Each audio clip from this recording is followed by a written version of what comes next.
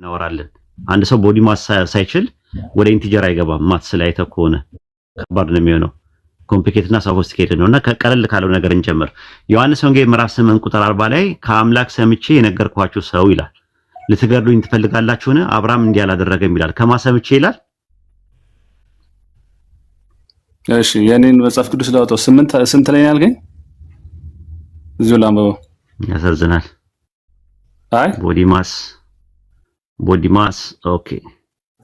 አይሰማል። ገና ልታወጣው ነው። አውጥቶልሃል እኮ። አይ እዚህ እንትን ነው አይታየኝም። ምን ስክሪኑና ራሴ መጽሐፍ ቅዱስ ነበር። በደንብ አይታየም። ጥቅሱን ንገረኝ። በደንብ አይታየም። ዝም ብለህ ንገረኝ። ያው ይታያል፣ በደንብ ይታያል። ለኛ ይታያል በደንብ። ለኔ አይታይም። እሺ ችግር የለውም። አውጣው። ዮሐንስ ወንጌል 8:40። እሺ ነገር ግን አሁን ከእግዚአብሔር የሰማሁትን እውነት የነገርኳችሁን ሰው ከአምላክ ብለን ያነበብከው አንተ እኔ ጋር ከእግዚአብሔር ነው የሚለው። ቴዎስ ነው የሚለው ግሪከኛው፣ ቴዎስ ነው እንግሊዘኛው ጋር ነው የሚለው። እስቲ እግዚአብሔር የሚለው በእንግሊዘኛ አድርግልኝ። ምን ይባላል?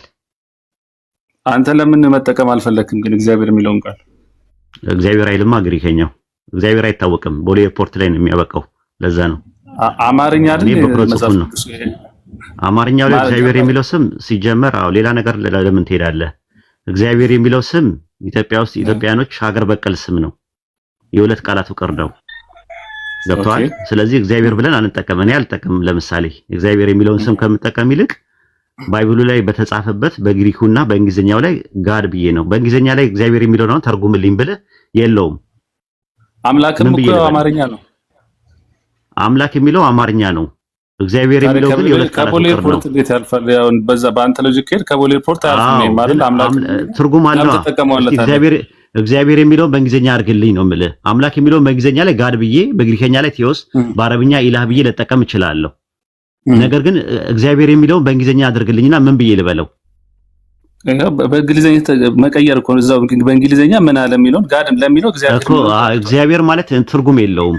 በእንግሊዘኛ ላይ ትርጉም የለውም። የሁለት ቃላት ፍቅር ነው። እግዚአብሔርና ይሄር ጋድ የተባለውማ አምላክ የሚለው ነው ጋድ የሚባለው ትርጉሙ። አምላክ የሚባለው ጋድ አማርኛ እንግሊዘኛው ዲፊሸንት ነው እያልከኝ ነው እንደዛ ከሆነ? ምክንያቱም አምላክም ለማለት ጋድ ነው የሚለው፣ እግዚአብሔርም ለማለት ጋድ ነው የሚለው። እግዚአብሔር አንደኛ ሲጀመር ንጉስ ኢዛና ያመጣው ስም ነው። ኢትዮጵያ ውስጥ አገር በቀል ነው።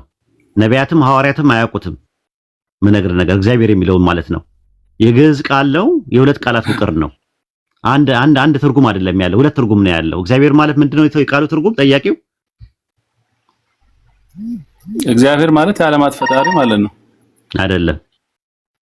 እግዚእ ማለት ምን ማለት ነው? ብሔር ማለት ምን ማለት ነው? ትርጉሙ የግዕዝ ቃል በግዕዝ አይደለም። ምን ማለት አይደለም አልከኝ። ማስረጃ ላለመሆኑ ማስረጃ አይደለማ እኮ ሰጣለሁ። እግዚእ ማለት ምን ማለት ነው? እግዚእ ማለት ምን ማለት ነው? በግዕዝ ጌታ ማለት ምን ማለት ነው? ብሔር ማለት ማለት ነው። ዓለም ሀገር ማለት መሆን ይችላል። እስቲ አገር ማለት መሆን ይችላል። ዓለም ማለት እንደሚቻል እስቲ ማስረጃ ስጠኝ። ለምሳሌ ብሔረ ሕያዋን ይባላል። የሕያዋን ሀገር ማለት ነው። የሕያዋን ሀገር ማለት ነው። የሕያዋን ሀገር አይደለም። የሕያዋን ሀገር ማለት ነው። ላሳይ። ባይብል ላይ በግዕዙ አለ፣ በአማርኛውም ስላለ ማለት ነው። ብሔረ ሕያዋን ማለት የሕያዋን ሀገር ማለት ነው እኮ። ሀገርም ተብሎ መተርጎም ይችላል። ግን አሳየኝ፣ ችግር የለውም። ዓለም የሚል ነገር ካለ ታመጣለህ። መጀመሪያ ዓለም የተባለበትን ታመጣለህ አንተ። ስለዚህ አሁን የዲክሽነሪ ጉዳይ ዓለም የተባለበት ቆይ፣ የዲክሽነሪ ጉዳይ ሳይሆን አምጣ። ዓለም የተባለበት ቃላት ነው አይደል? ብሔር የሚለው ቃል ነው አይደል? ብሔር የሚለው ዓለም የተባለበትን የባይብል ጥቅስ አምጣ ነው ያልኩህ። ካለ ትሰጠኛለህ። አይደለም ብሔር ማለት ምንድነው? ቃል ነው አይደለም? ብሔር ማለት አገር ማለት ነው። ትርጉሙን አልጠየኩም። አይ ሀገር ቃል ነው አይደለም? ብሔር ማለት ምንድነው? ቃል ነው፣ ፊደል ነው መቼ ያልኩህ። ስለዚህ ቃል ከሆነ የቃልን ዴፊኒሽን ምን ላይ ነው የምታየው? ዲክሽነሪ ላይ። ስለዚህ ዲክሽነሪ ላይ አውጣና አሳየኝ ማለት ነው። አውጣና አሳየኝ። ክፍሌ መዝገብ ቃላት አንተ ላይ ያልከው ብሔር ማለት ነው ብያለሁ። አንተ ደግሞ ዓለም ነው ያልክበት። ምን ትጠይቀኛለህ? ዓለም ነው ያልክበትም ማስረጃ አምጣ ነው ያልኩህ። እየጠየቅኩ ነው ከመጀመሪያው እኮ አልጠየቅም። ብሔር ነው። ብሔር ማለት ነው። ለምሳሌ ብሔራዊ ቋንቋ ምንድነው ሲባል አማርኛ ይባላል። ብሔር የሚለው አገር በሚለው አትስማማም? አንድ ቃል አንድ ትርጉም አለው ማለት ሌላ ትርጉም የለውም ማለት ነው። ኦኬ ጥሩ። አሁን አንተ ደግሞ ዓለም የሚለውን ታሳየናለህ። እኔ አላውቅም። ዓለም ብሔር ማለት ዓለም በሚለው ዓለም ነው በግዕዝ እኔ የማውቀው። አንተ ብሔር ዓለም ነው የሚልበትን ማስረጃ አምጣ። አውጣ ማስረጃ አውጣ። ማገዶ አጨርስ። ማስረጃ አውጣ። ቶሎ በል። ዲክሽነሪ ያስፈልገኛል እጄ ላይ እኮ ስታመጣ ትቀጥላለህ። እጄ ላይ ዲክሽነሪ ያስፈልገኛል። ብሔር በሚለው ካለ ታመጣለህ። አሁን ትክፈት። ማጨብጨቡ እንዲህ ማለቱ አስፈላጊ በትልቁ አድርገው ሌላው እንዳናገርከው እኔንም ስጠይቅ እየመለስኩኝ አናግረኝ። ብሔር የሚለውን ዓለም በሚለው የመጣበትን ማስረጃ አምጣ። ከዛ በኋላ ነው የምቀጥለው እኮ ዲክሽነሪ በእጄ ላይ መያዝ ያስፈልገኛል። ዲክሽነሪ ሳይዝ ዲክሽነሪ ይዘና ስትመጣ እንቀጥላለን። ሌላ ሰው አስገባ። በቃ እሱን አሳያለሁ። አረ ሚት አድርገህ ተቀመጥ።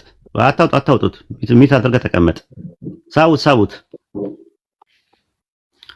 ሳቡት የአንቲባዮቲክ ስላችሁ አስወርዱ። ያው የሚረብሽ ሰው ሲኖር ማለት ነው። በተረፈ አታስወርዱ።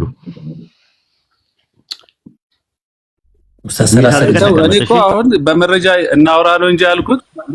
አይ ብሔር የሚለው ዓለም ነው ያልክበትን ማስረጃ አምጣ አልኩ። እኔ አሁን አልተዘጋጀውም አልኩ። ስትዘጋጅ እኮ ለማስረጃ ምን ያስፈልግ እኮ ስታመጣ ትቀጥላለህ። እኔ ደግሞ መረጃ ነው እኮ አዳምጠኛ። ኢብራሂም ማውራት ትፈልጋለህ? ምን አልከኝ ኡስታዝ? ማውራት ትፈልጋለህ? መነጋገር አትፈልጉም? እኔ ሰላት ልሰግድ ነው። የሚያምነውን ብቻ ነው እንዴ ማሳመን የምትፈልጉት? ኧረ አንተ ሰው እባክህ የሚያምነውን ሳይሆን መረጃ እኮ አንተ ነህ እኮ ያለመጣኸው። መረጃ ስታመጣ ትቀጥላለህ። ስለዚህ መረጃ ለማሳየት ዲክሽነሪ ያስፈልገኛል አልኩህ አይደል? አዎ ዲክሽነሪ ይዘህ ስትመጣ ትቀጥላለህ። እጠብቅሃለሁ። ሚት አድርገው በቃ እና ቁጭ ብሎ ስለዚህ ዲክሽነሪ ይሄን እስከማሳይ ይሄን ቁጭ በል እስከምታደርግ ድረስ ቁጭ በልና ሌላ ሰው እድሉን ስጥ ነው የምልህ። በደረጃ ቁጭ ብለህ ታብታብ አድርግ ራሱ ማለት ነው። ሰላም ገብቷል ኢንሻአላህ። ሰላም አለይኩም። ወአለይኩም ሰላም ወራህመቱላሂ ኡስታዝ እንዴት ነህ? ደህና ናችሁ? እንዴት ናችሁ ሁላችሁ? ሰላም ነን አለን። ሀሳብ አለህ የምትሰጠው? ሀሳብ የለኝም። ልዘይራችሁ ነበር የመጣሁት። ኦኬ ኢንሻአላህ። እሺ ኢንሻአላህ። ኢብሮ ወይ ሰላም አለይኩም። እንዴት ነህ? ወአለይኩም ሰላም ወራህመቱላህ። እንዴት ነህ? አልሐምዱሊላህ ሁሉ ሰላም አለን። ከበር ላድርግልህ እስክትሰግድ ድረስ? አዎ ተደራረጉ ኢንሻአላህ። እኔ አሁን እስከምሰግድ ድረስ ነው፣ አልቆይም። እሺ ኡስታዝ እረፍት ያርግ።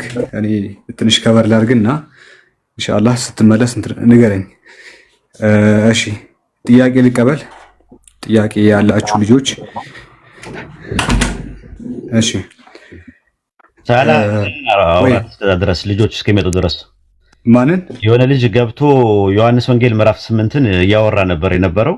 እሱ እስኪመጣ ድረስ ሄሎ የምትባለው ልጅ ጥያቄ ካለ አስተናግዳት የተወሰነ። አይ እሺ ኡስታዝ አንተና ማጠየቅ የምፈልገው እባክህ። እኔና ሳላ በአካል ሁለት ነን፣ ግን በዓላማ ደግሞ አንድ ነን። እኔን ያየ ሳላን ያየ ነው ራሱ ይመልስልሻል። የምር ይመልስልሻል። በቃ ሌላ ጊዜ እመጣለሁ ሲመች፣ ችግር የለም። የምር ትኮሪበታለሽ ማለት ስለማታውቂው እኮ ነው። እሺ ነይ ግቢ ተመለሽ። እሺ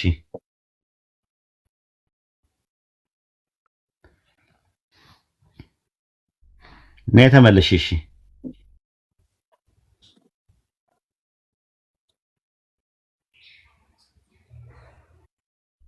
መልሷት። እሺ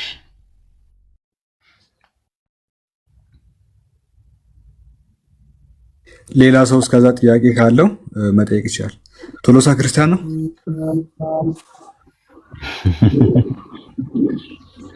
ማን ይመስላል? ሰላም አለይኩም። ወአለይኩም ሰላም።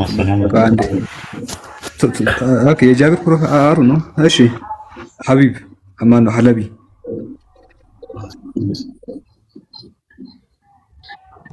ጥያቄ ያላችሁ ልጆች አይ ኡስታዝ ወሂድ ሳይው ለሃዲሚ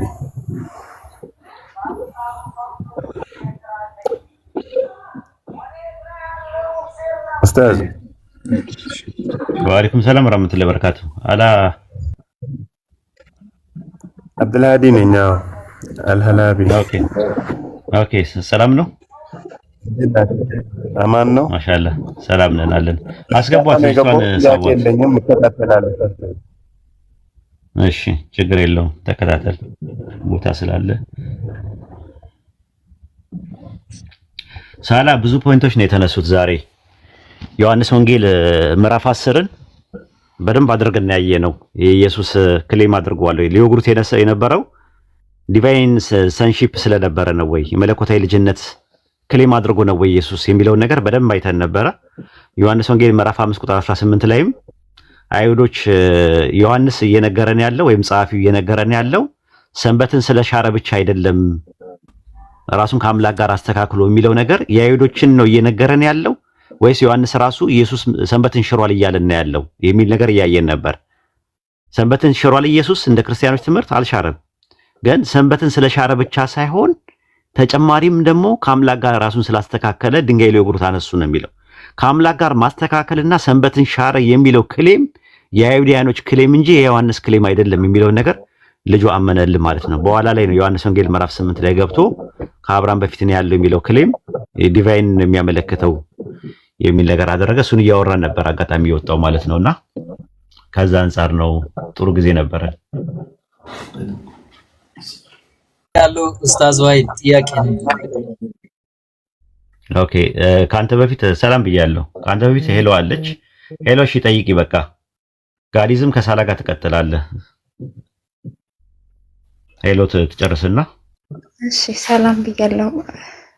ሰላም ሰላም። አይ ካንተ ጋር ማለት አንተን ለመጠየቅ ብዙ ቀን ስለጠበቅኩ ነው። ለዛ ነው ስለማላውቀው ነው። ልጅ እውቀት ሊኖረው ይችላል። እውቀትም የማስረዳትም ችሎታም አለው። ለወደፊቱ ተጠቀምበት። ፎሎ አድርጊው እስቲ።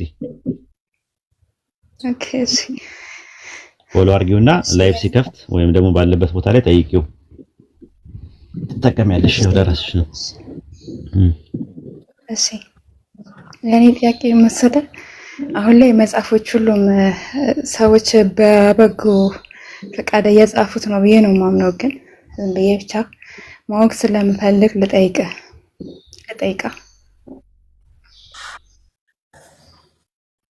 የትኞቹን መጽሐፍት? መጽሐፍ ቅዱስን። ኦኬ ሰዎች በበጎ ፈቃደኝነት የጻፉት ነው ብቻ ልጠይቅና ከዛ እኔ ካንተ መረዳት የምፈልገው ነገር ስላለ ነው። እሺ ቀጥይ። እሺ እኔ ጥያቄ ምንድነው ብዙ ወንጌላቶች ነበሩ። ከዛ ሁሉ ወንጌላቶች አራቱ ተመረጡ እና ማቴዎስ፣ ሉቃስ፣ ዮሐንስ ምናምን እና እነዛ ኢግኖር የተደረጉት መጽሐፎች በመንፈስ ቅዱስ ምሬት የተጻፉ አልነበረም ወይ ነው የኔ ጥያቄ። ምክንያቱም እንዴት ነው አሁን ያልተካተቱት እነዛ መጽሐፎች ስቅላቱን ስለማይዘግቡ ነው አይደለ? ማለት የአምላክ ቃል እንዴት ነው ይሄኛው ስለሚያወራ ስለ ስቅላቱ ይሄ መግባት አለበት፣ ይሄ ግን መውጣት አለበት የተባለው ከምን አንፃር ነው? እነዛ የተጣሉት መጽሐፎች ያልተቀበሉት ወይ ያልተካተቱት እነዛ ወንጌላቶች ለምንድን ነው በመንፈስ ቅዱስ ምሬት የተጻፉ አልነበረም ወይ?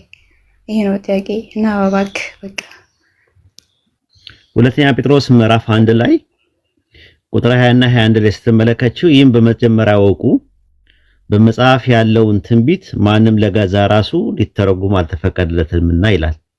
ትንቢት ከቶ በሰው ፈቃድ አልመጣምና ይላል። ዳሩ ግን በእግዚአብሔር ተልከው ቅዱሳን ሰዎች በመንፈስ ቅዱስ ተነድተው ተናገሩት ይላል። ጻፉት አይልም። ጻፉትና ተናገሩት ማለት በይዘትም ሆነ በአይነት በመንስኤም ሆነ በውጤት ሁለት የተለያዩ ለየቅል የሆኑ ቃላቶች ናቸው። ነቢያቶች የሚያወራውም ብሉይ ኪዳን ላይ ስለነበሩ ነቢያት ነው። በመጽሐፍ ያለውን የትንቢት ቃል ነው የሚለው። ማንም ለገዛ ራሱ ሊተረጉም አልተፈቀደለትምና ትንቢት ከቶ በሰው ፈቃድ አልመጣምና ዳሩ ግን ከእግዚአብሔር ተልከው ቅዱሳን ሰዎች ተናገሩታል። እነ ኤርሚያስ እነ ኢሳያስ እነ ምናምን የተናገሩትን ሪቪልድ የሆነውን የትንቢቱን ነገር በመንፈስ ቅዱስ ተነርተው ከአምላክ ተልከው ነው የተናገሩት አለ እንጂ ስለነ ሉቃስ ስለነ ማርቆስ እያወራ አይደለም። የማርቆስ ወንጌል፣ የሉቃስ ወንጌል፣ የማቴዎስ ወንጌል፣ የዮሐንስ ወንጌል በመንፈስ ቅዱስ ተነርተው አልጻፉትም። እንኳን እነሱምና የጻፈም ሰውም የለም። ባይብል ላይ ሰዎች መጽሐፍ ሲጽፉ በመንፈስ ቅዱስ ተነርተው ሳይሆን የሚጽፉት በመንፈስ ቅዱስ ተነርተው ነው የሚናገሩት። ነቢያትም ቢሆን ለምሳሌ ኢሳይያስ አንድ መጽሐፍ ጻፈ ሲባል የጻፈው በመንፈስ ቅዱስ አማካኝነት አይደለም። የጻፈው የተናገረው ነው፣ የመጣለት ነገር ነው በመንፈስ ቅዱስ የሚመጣለት። ከዛ ከፈለገ ጸሐፊውን ሊኖር ይችላል፣ ሊያጽፈው ይችላል። ለምሳሌ ኤርሚያስ ባሮክ የሚባል ጸሐፊ ነበረው። ባሮክ ግን ነብይ አይደለም። ባሮክ የሚባል ጸሐፊ ነበረው። ባሮክ የጻፈው በመንፈስ ቅዱስ አማካኝነት አይደለም የጻፈው። ኤርሚያስ የነገረውን ነገር ጻፈ። ስለዚህ መጻፍና መናገር ይለያያል። ሁለተኛ ጴጥሮስ ምዕራፍ 1 ቁጥር 20 ላይ ያለውን ጥቅስ ኤክሶጄሲስ ያደርጋሉ ብዙ ሰዎች። ኤክሶጄሲስ ሳያደርጉ ፈትዮት ሳይሆን ሰግዮት ነው የሚያደርጉት። በመንፈስ ቅዱስ ተነርተው ጻፉት ይላቸዋል። ማስረጃ አምጡ ስትላቸው ሁለተኛ ጴጥሮስ 1 20 እና 20 ላይ ምን ይላል? በመንፈስ ቅዱስ ተነርተው ተናገሩት ነው የሚለው እንጂ ጻፉት አይልም። ትንቢትን ስለ ትንቢትም ነው የሚያወራው። ስለዚህ ማርቆስ ወንጌል፣ ሉቃስ ወንጌል የሚባሉ የተጻፉት በመንፈስ ቅዱስ ምሪትም አይደለም። ሲጀመር ጀምሮ ነቢያቶችም እንኳን ቢጽፉ እንኳን የሚጽፉት በመንፈስ ቅዱስ አማካኝነት አይደለም። የተናገሩት ግን ትንቢቱ ከአምላክ ዘንድ ነው። ሉቃስ 1:1 ላይ ግን ለቴዎፍሊዮስ ለሚባል ጓደኛው የጳውሎስ ተማሪ የነበረውና ጓደኛ የነበረው ሉቃስ ሲጽፍለት በመንፈስ ቅዱስ ተነርቶም አይደለም፣ ሲናገርም በመንፈስ ቅዱስ ተነርቶ አይደለም የተናገረው። ይሄ መጀመሪያ ግልጽ ከሆነልሽ ወደ ሁለተኛው ነጥብ መሄድ እችላለሁ።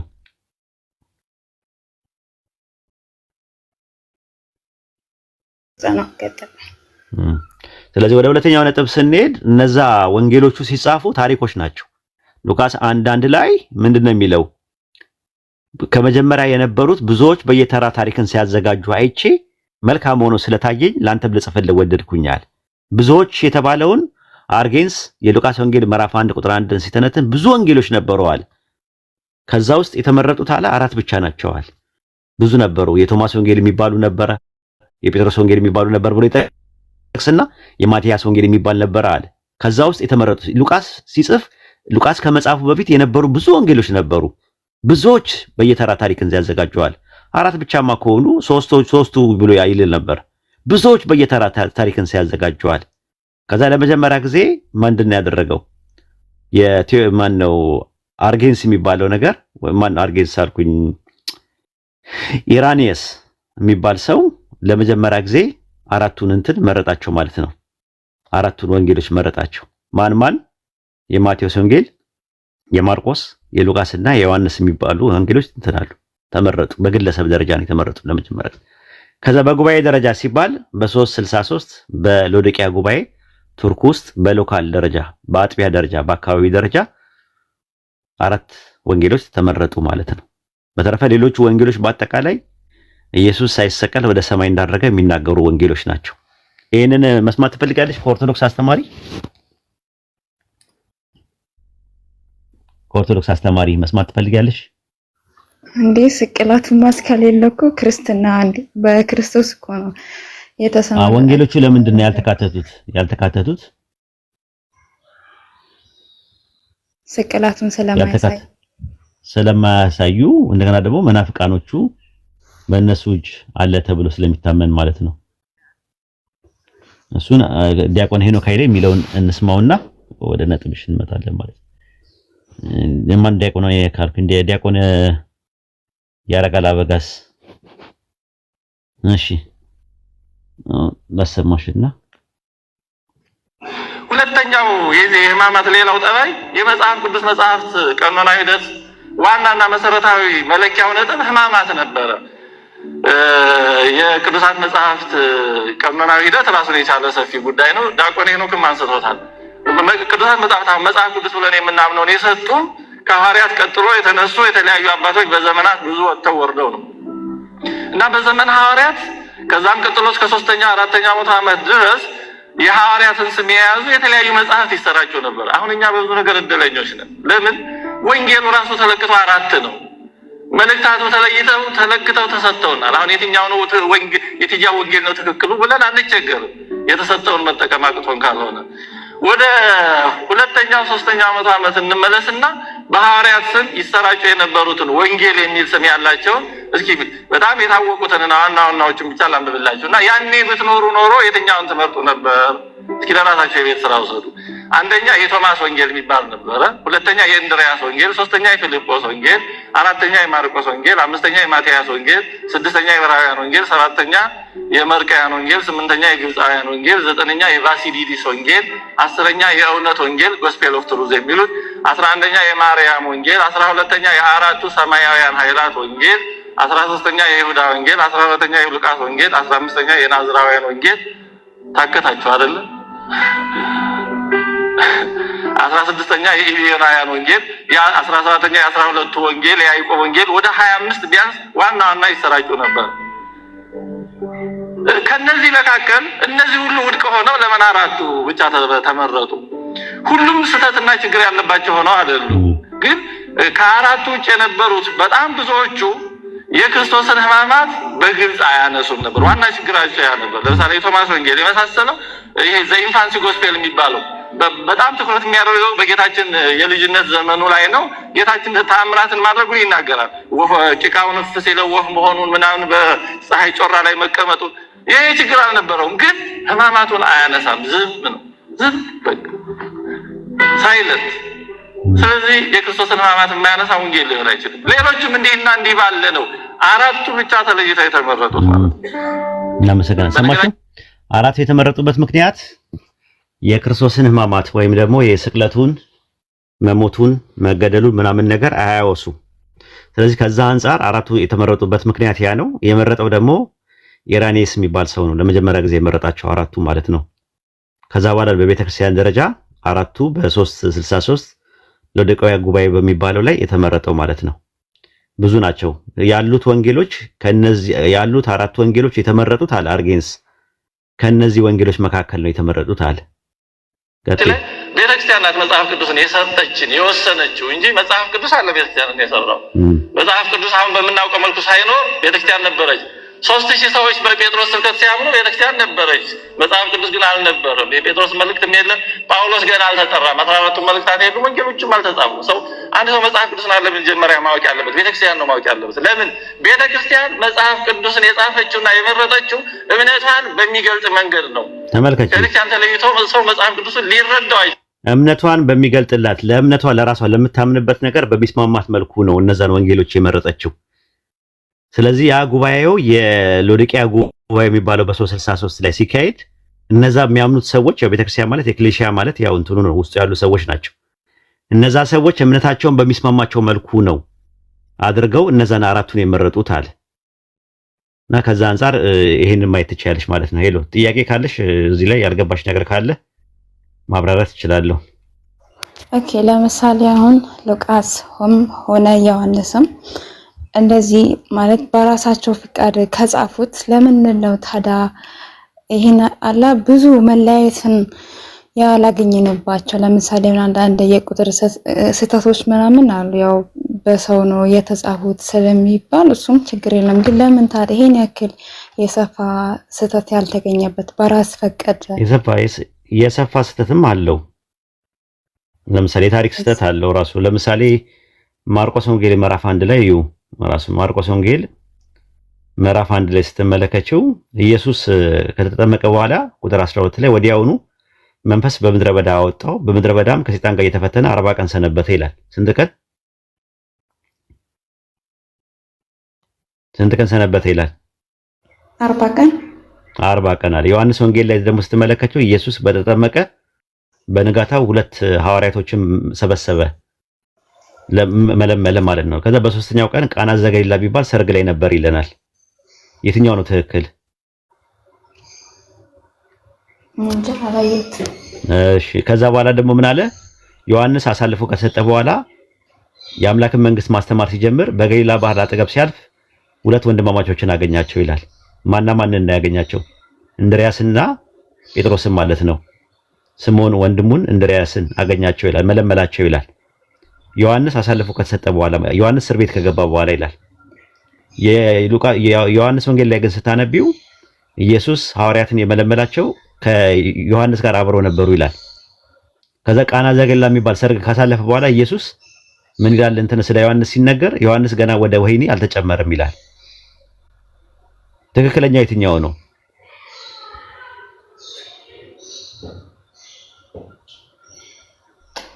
የትኛው ነው ትክክለኛ? እሱ እንደኮ መልሽ እኮ እና ብዙ ችግሮች አሉበት። የቃላት የቁጥር ምናምን ነገር ምናልባት ጸሐፊዎቹ እንትን ሲሉ ነው ታያለሽ። አንደኛ ነገር፣ ሁለተኛ ነገር ደግሞ ጸሐፊዎቹ ራሳቸው አጨቃጫቂ ናቸው። ለምሳሌ ሉቃስና ማርቆስ ሳይሆኑ አሁን የማቴዎስን ወንጌል ጻፈው ማን ነው ብለሽ ጥያቄ ብታቀርቢ ከባይብል አይሰጡሽም። ተራሱ ግምት ነው የሚሰጡሽ። በምን አወቃችሁ የሚለው ነገር መልስ የለውም። ብዙ በእነዚህና በእነዚህ አይነት ምክንያቶች አሉ ማለት ነውና ከዛ አንፃር ነው የሚታየው ማለት ነው። ሌላ ጥያቄ ካለሽ? ለምሳሌ አሁን ሁሉም መጽሐፍቶች ለሁሉም ቤተ እምነታቶች ሁላቸውም መጽሐፍትን አላቸው። እዛ መጽሐፍታቸው ውስጥ ነብይ ነው ብለው ያሰቡትን እንደዚህ አድርገዋል ምናምን የሚል ትንቢቶች አሉ። ሰው በምንድን ነው እኛ ማረጋገጥ የምንችለው? በምን? እኛ እኮ ምንም ነገር ማወቅ አንችልም። ማለት እንዴት ነው እኛ ማወቅ የምንችለው? በጣም ብዙ ሁሉም ሰው ስትሄድ ለራሱ እውነት ነው ብሎ የሚያስበው እና ያንን ነገር እንዴት ነው ማወቅ የሚችለው ሰው? ጊዜ ስጪውና አጥኚ ማለት ሁሉ ነገር ጊዜ ይፈልጋል። አላህም የልብሽን ያውቀዋል ማለት እኛ እንደምንረዳሽ ከምንረዳው በላይ አላህ አንቺን ያለሽበት ሁኔታ በደንብ ይረዳል። በዚህ እውነትን በፍለጋ በመተይበት ነገር ቁርአን ላይ ሱረቱ አንከቡት ምዕራፍ 29 ቁጥር 69 ላይ በእኛ መንገድ የሚታገለውን ሰው መንገዳችንን እንመራዋለን ብለዋል፣ ቃል ገብተዋል። አላህን ፈጣሪን ለመፈለግ ያለሽ ሾት ጥሩ ነገር ነው፣ ሂጂበት፣ ጊዜ ስጪው፣ ምንም ችግር የለውም።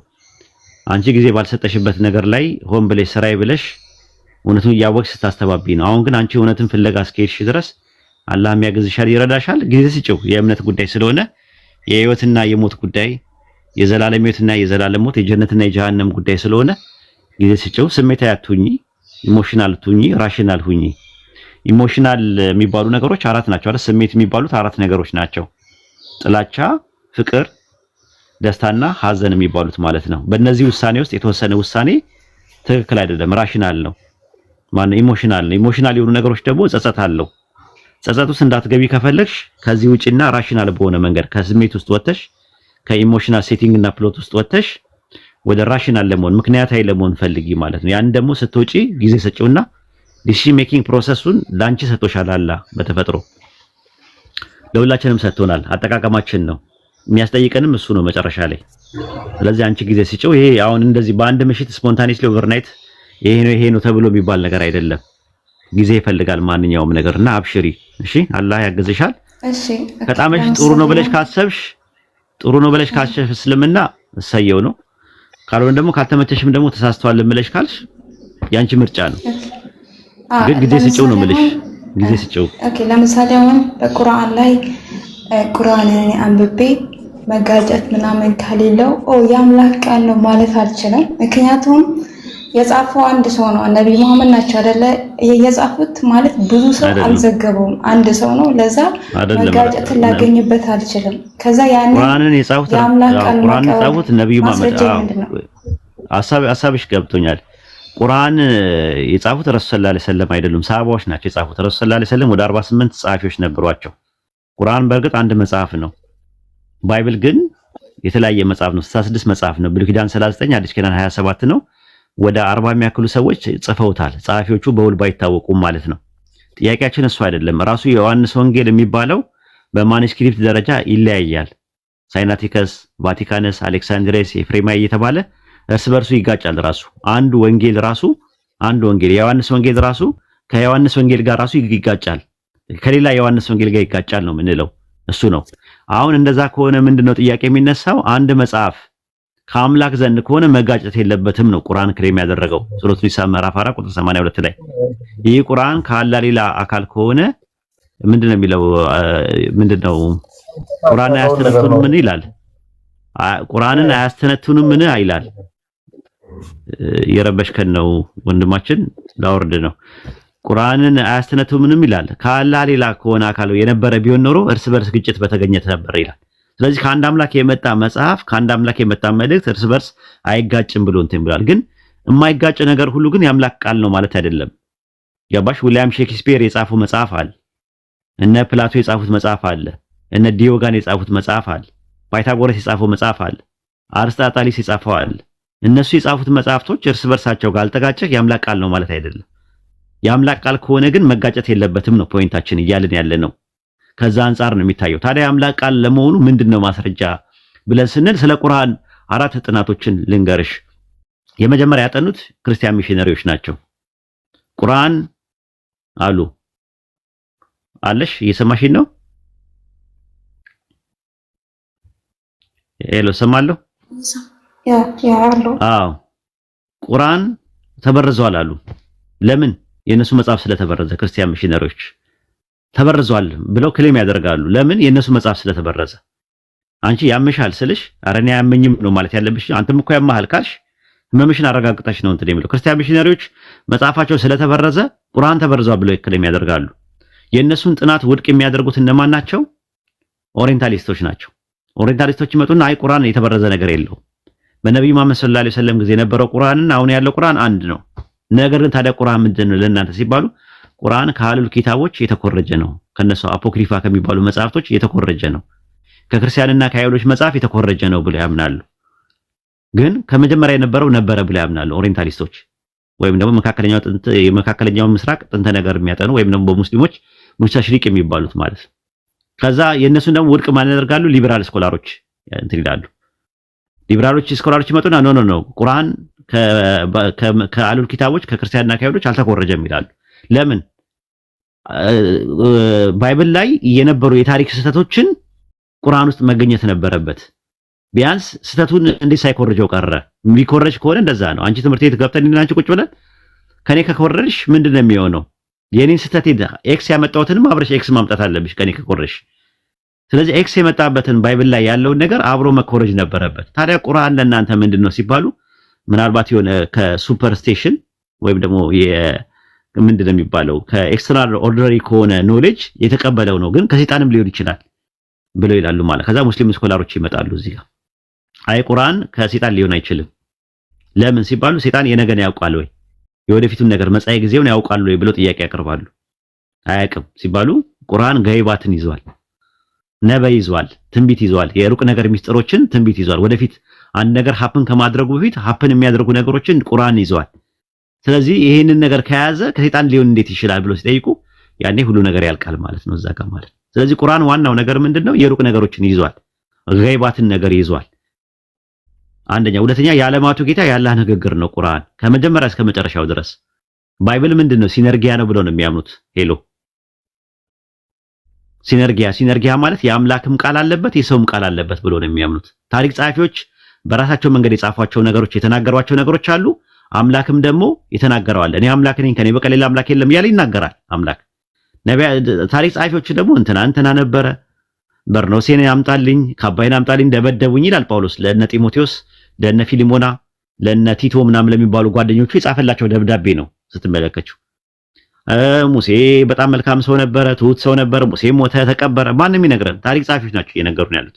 ውስጡ ግን የአምላክ ቃል አለበት። አዎ አምላክ ሪቪል ያደረገው አምላክ የተናገረው ንግግር አለበት። ስለዚህ ባይብል በእናንተ እምነት ሲነርጊያ ነው። ሲነርጊያ ማለት የሁለት ነገር ማለት ነው። የአምላክና የሰው ንግግር አለበት ማለት ነው። ቁርአን ግን ሙሉ ለሙሉ ሞኖርጊያ ነው። ሪቪል የሆነ ነው። ቨርባል ሬቪሌሽን ኦፍ ጋድ ነው። በቀጥታ የአላህ ንግግር ነው። አላህ ደግሞ የዓለማቱ ጌታ ነው፣ ሁሉን አዋቂ ነው። በዛ አንተ የምትዩ ነገር አለ፣ የምትመረምሪው ነገር አለ። ከዛ አንፃር ብታዩ ጥሩ ነው። ሄሎ እንዴ ነው? አይበቃሽም ወይስ ልመርቅልሽ ወይስ ትመርቂልኝ? ጥያቄ በቃ በአንድ ቀን አያልቅም። ሌላ ጊዜ ደግሞ ጥያቄ ሲኖረኝ እጠይቃለሁ። ክርስቲያኖች ከስር ሙስሊም ናት እያሉሽ ነው። እንደዛ ነው እኮ የምልህ። ጥያቄ ከጠየቃችሁ በቃ ጉዳችሁ ወላ። ኦርቶዶክሶች መተኛ ቤት ሲጠይቁ ሙስሊሞች ናቸው ነው የሚሉት። አሁን ምክንያቱም ሻሃዳ ትይዛለች ብለው ስላሰቡ ነው። አሁን ከሰለመች በቃ እንደዛ ነው። ከዛ ምን ይልሻል? አሁን ሻሃዳ ስትይጂ ደግሞ ድራማ ነው ይልሻል። ጠብቂ። እንደነሱ ይመስላችኋል? ምን ዋሽ ይመስላችኋል? ለምን ብዬ ነው እኔ እዚህ ጊዜ የማቃጥለው አጅር የሌለበት ነገር ለድራማ ማለት ነው። ምንድነው ፕሮፊቴ? ምንድነው ካላህ ዘንድ ምንድነው ማገኘው አጅር? ምንድነው ፕሪቪሌጅ ማገኘው ካላህ? ጊዜን አቃጥዬ መጥቼ ማላስተምር ከሆነ ማለት ነው።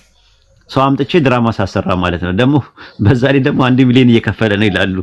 እንደው አፍታማ 1 ሚሊዮን 2 ሚሊዮን ቢኖር እኔ በአሁኑ ሰዓት ኢትዮጵያ ውስጥ ኢንቨስተር ሆኜ ላታገኙኝላ ትችላላችሁ። ምናልባትም እኮ አይታወቅም ራሱ የሰው ነገር ማለት ነውና እንደዚህ ትላልቅ 1 ሚሊዮን ለሰዎች ከፋይ ከሆንኩኝ ምን አይነት ሀብታም በሆን ነው? ምን አይነት ሀብታም በሆን ነው? እና ያስቃል ራሱ ነገሩ ማለት ነው። ታዲያ ሻሃዳ የሚያስይዘው 1 ሚሊዮን እየከፈለ ነው ብለው እንትን ብለዋል። ኧረ 1 ሚሊዮን ስጠኝና እኔ ደግሜ ሻሃዳ ሊያዝ እንደዛ ከሆነ ልንገርሽ መሲ አንዱ የቤተክርስቲያን እንትን ነው፣ ቆሞስ ነው፣ አስተዳዳሪ ነው። መጣ ከዛ መጣና እንትን አለ ሻሃዳ አስይዘኝ አለ። አስያዝኩት። እሺ ከዛ በኋላ ካስያዝኩት በኋላ ወዲያውኑ በሁለተኛው ሳምንት ጓደኛውን ይዞ መጣ። ከዛ እሱንም አስያዝኩት ሻሃዳ። እሺ ከዛ በኋላ ከቤተክርስቲያናችን መልቀቂያ አድርገን ለቀናል አሉኝ ሁለቱም። እሺ እና ምን አስባችሁ ነው? ምንም ስራ የለንም ምን የለንም አሁን እንዴት ነው የምንኖረው አሉ። ሲሉ ችግር የለውም ተቋም አለን ተቋም ውስጥ ገቡና በተቋም ትደገፋላችሁ። ከቤት የተባረሩ ሰለምቴዎች ልክ እንደሱ ይታይላቸዋል አልኳቸው። እሺ ከዛ በኋላ ካልኳቸው በኋላ ልክ ሲገቡ እንትን ነው ሲያዩት ገንዘብ የለም እና እቺ አሁን በቃ ማለት ቤት ኪራይና ቀለብ የትራንስፖርት ብቻ ነው የምትችሉን አሉ። አዎ እንደዛ ነው። እኛ ከውጪ ሁላ ትልኩናላችሁ ብለን ነበረ እንትን ያለው የነበረው አለ። አይ እንደዛ ወላሂ ነው የምነግርሽ፣ ትክክለኛ ነገር ነው የምነግርሽ። ከዛ ስላቸው ኖ እንዴ አንተ እኮ በቃ ስለኔ ሰሙት ማለት ነው እንዴ አንተ 1 ሚሊዮን ምናምን ነገር የምትከፍል ሰው እንዴት ነው ይሄ የሚያቀት ማለት ይሄ እንትን የሚል ምናምን ወይ ውጪ ላከን ወይ የሆነ ነገር አድርገን ወይ ማቋቋሚያ ምናምን የሚባልም ነገር ሰምተናል ምናምን ብለዋል። አይ እንደዛ የለም ከዚህ ንቅንቅ የለም አልኳቸው። ወላሂ ተመልሰው ከፈሩ። እፍዑዝ ቢላህ ምን ሸይጣን ተመልሰው ከተጠይቀው ቸርች ወደ ቤተክርስቲያን ገቡ። ከዛ በኋላ አጅሬው እዚህ ያለው ልጅ ምን አደረጋቸው? ድራማ ላይ ያሰራባቸው ማለት ነው። ድራማ ላይ ያሰራባቸው። ከዛ እንትን አለ ሁለት ቀሳውስት የከፈሩ ማን ነው የክርስቲያን ምንድነው የሰለሙ ተመልሰው ወደ ክርስትና መጥተዋልና ኢንተርቪው እናረጋቸዋለን ብለው ሊያመጧቸው ሲሉ ልጆቹ አንፈልግም አሉ።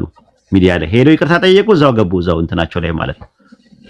እና መጀመሪያ ብር ሰጥቷቸው ምናምን ነገር ምክንያቱም መረጃ ብለን እንጠይቃለና እኛ ብር ታልቅ ብር ምናምን እኔ 1 ሚሊዮን ብር እየከፈልኩኝ 1 ሚሊዮን ብር እየከፈለ ነው ብለው ሲሉ ነበር።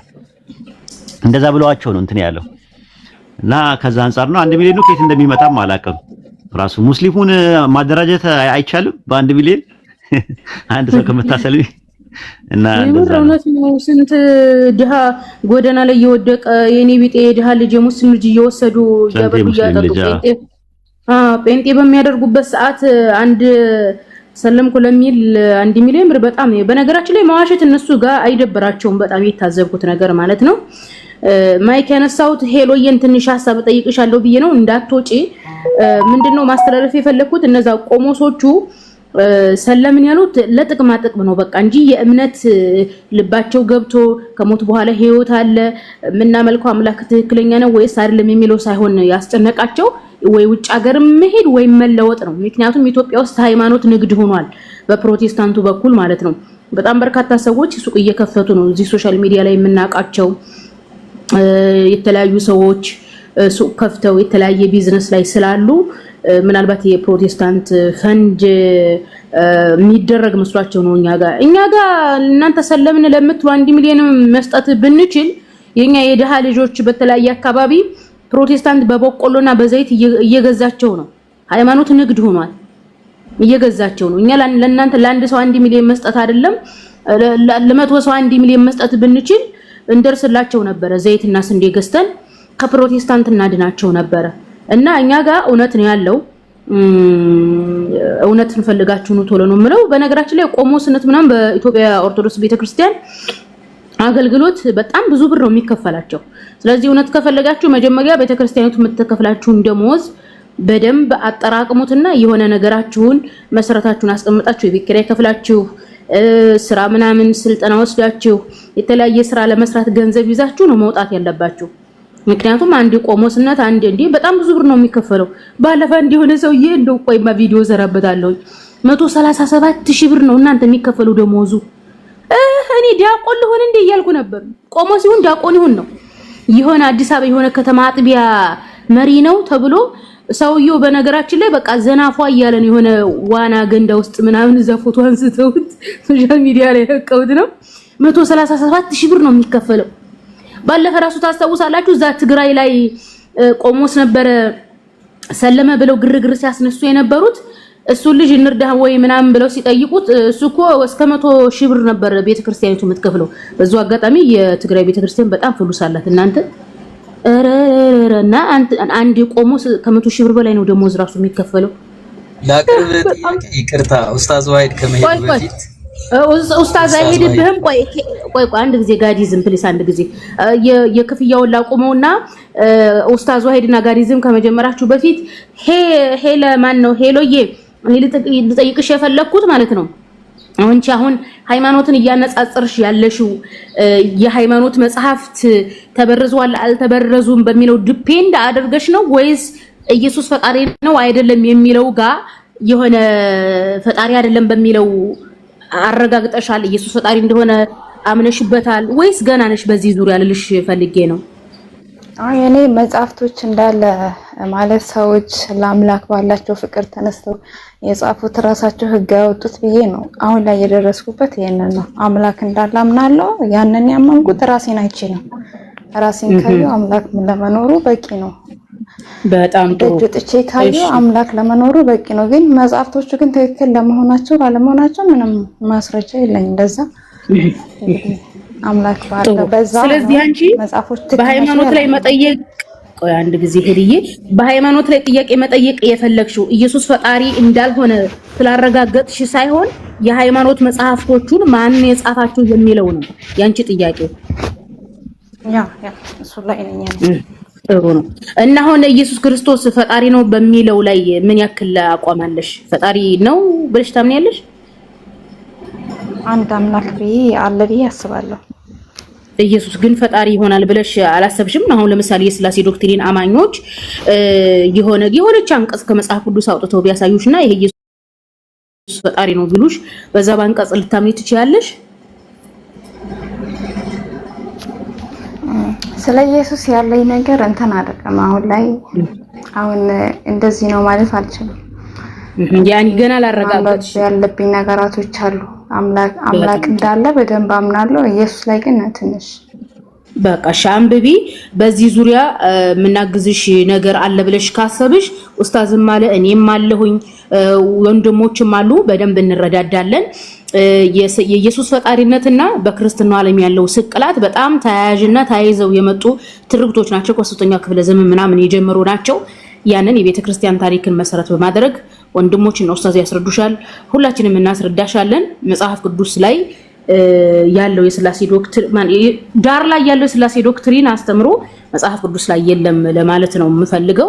ያኒ ኢየሱስ እግዚአብሔር እንዳልሆነ ደንባለ እንጂ ችግር የለውም።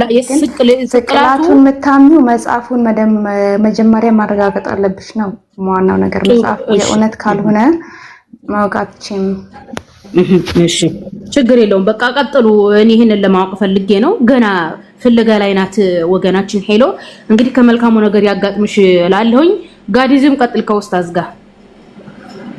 አመሰግናለሁ ሐዋርያዊት። አንቺም በጣም ብዙ ቲክቶክ ላይ አይሻለሁ፣ በጣም ብዙ ቪዲዮዎች ስትለቂ እከታተልሻለሁና በርቺ። ኡስታዝ ዋሂድ በጣም የምወደው ወንድሜ እንዴት ናችሁ? ሁላችሁም ሰላም ብያለሁ። ኖር ብያለሁ። ጋዲዝም ቁጭ በላ ተነሳ። እንዴት ነህ? አይ አሁን ልጠይቅ የፈለኩት እግዚአብሔር ይመስገን ልጠይቅ የፈለኩት ኡስታዝ ማለት እኔ ቁርአን የአማርኛው ቁርአን ያጠናሁት ነውና አንዳንድ ማለት እኔ መጀመሪያ ለመማር ነው ዋና ሞቲቬ ለመማር መሆኑ ግምት ውስጥ አስገባልኝ እና አንዳንድ ግን አሉ ምን እንዴት ነው ልረዳቸው የሚችለው የሚለው ለመጠየቅ ነው። ችግር የለውም ጠይቅ። መልካም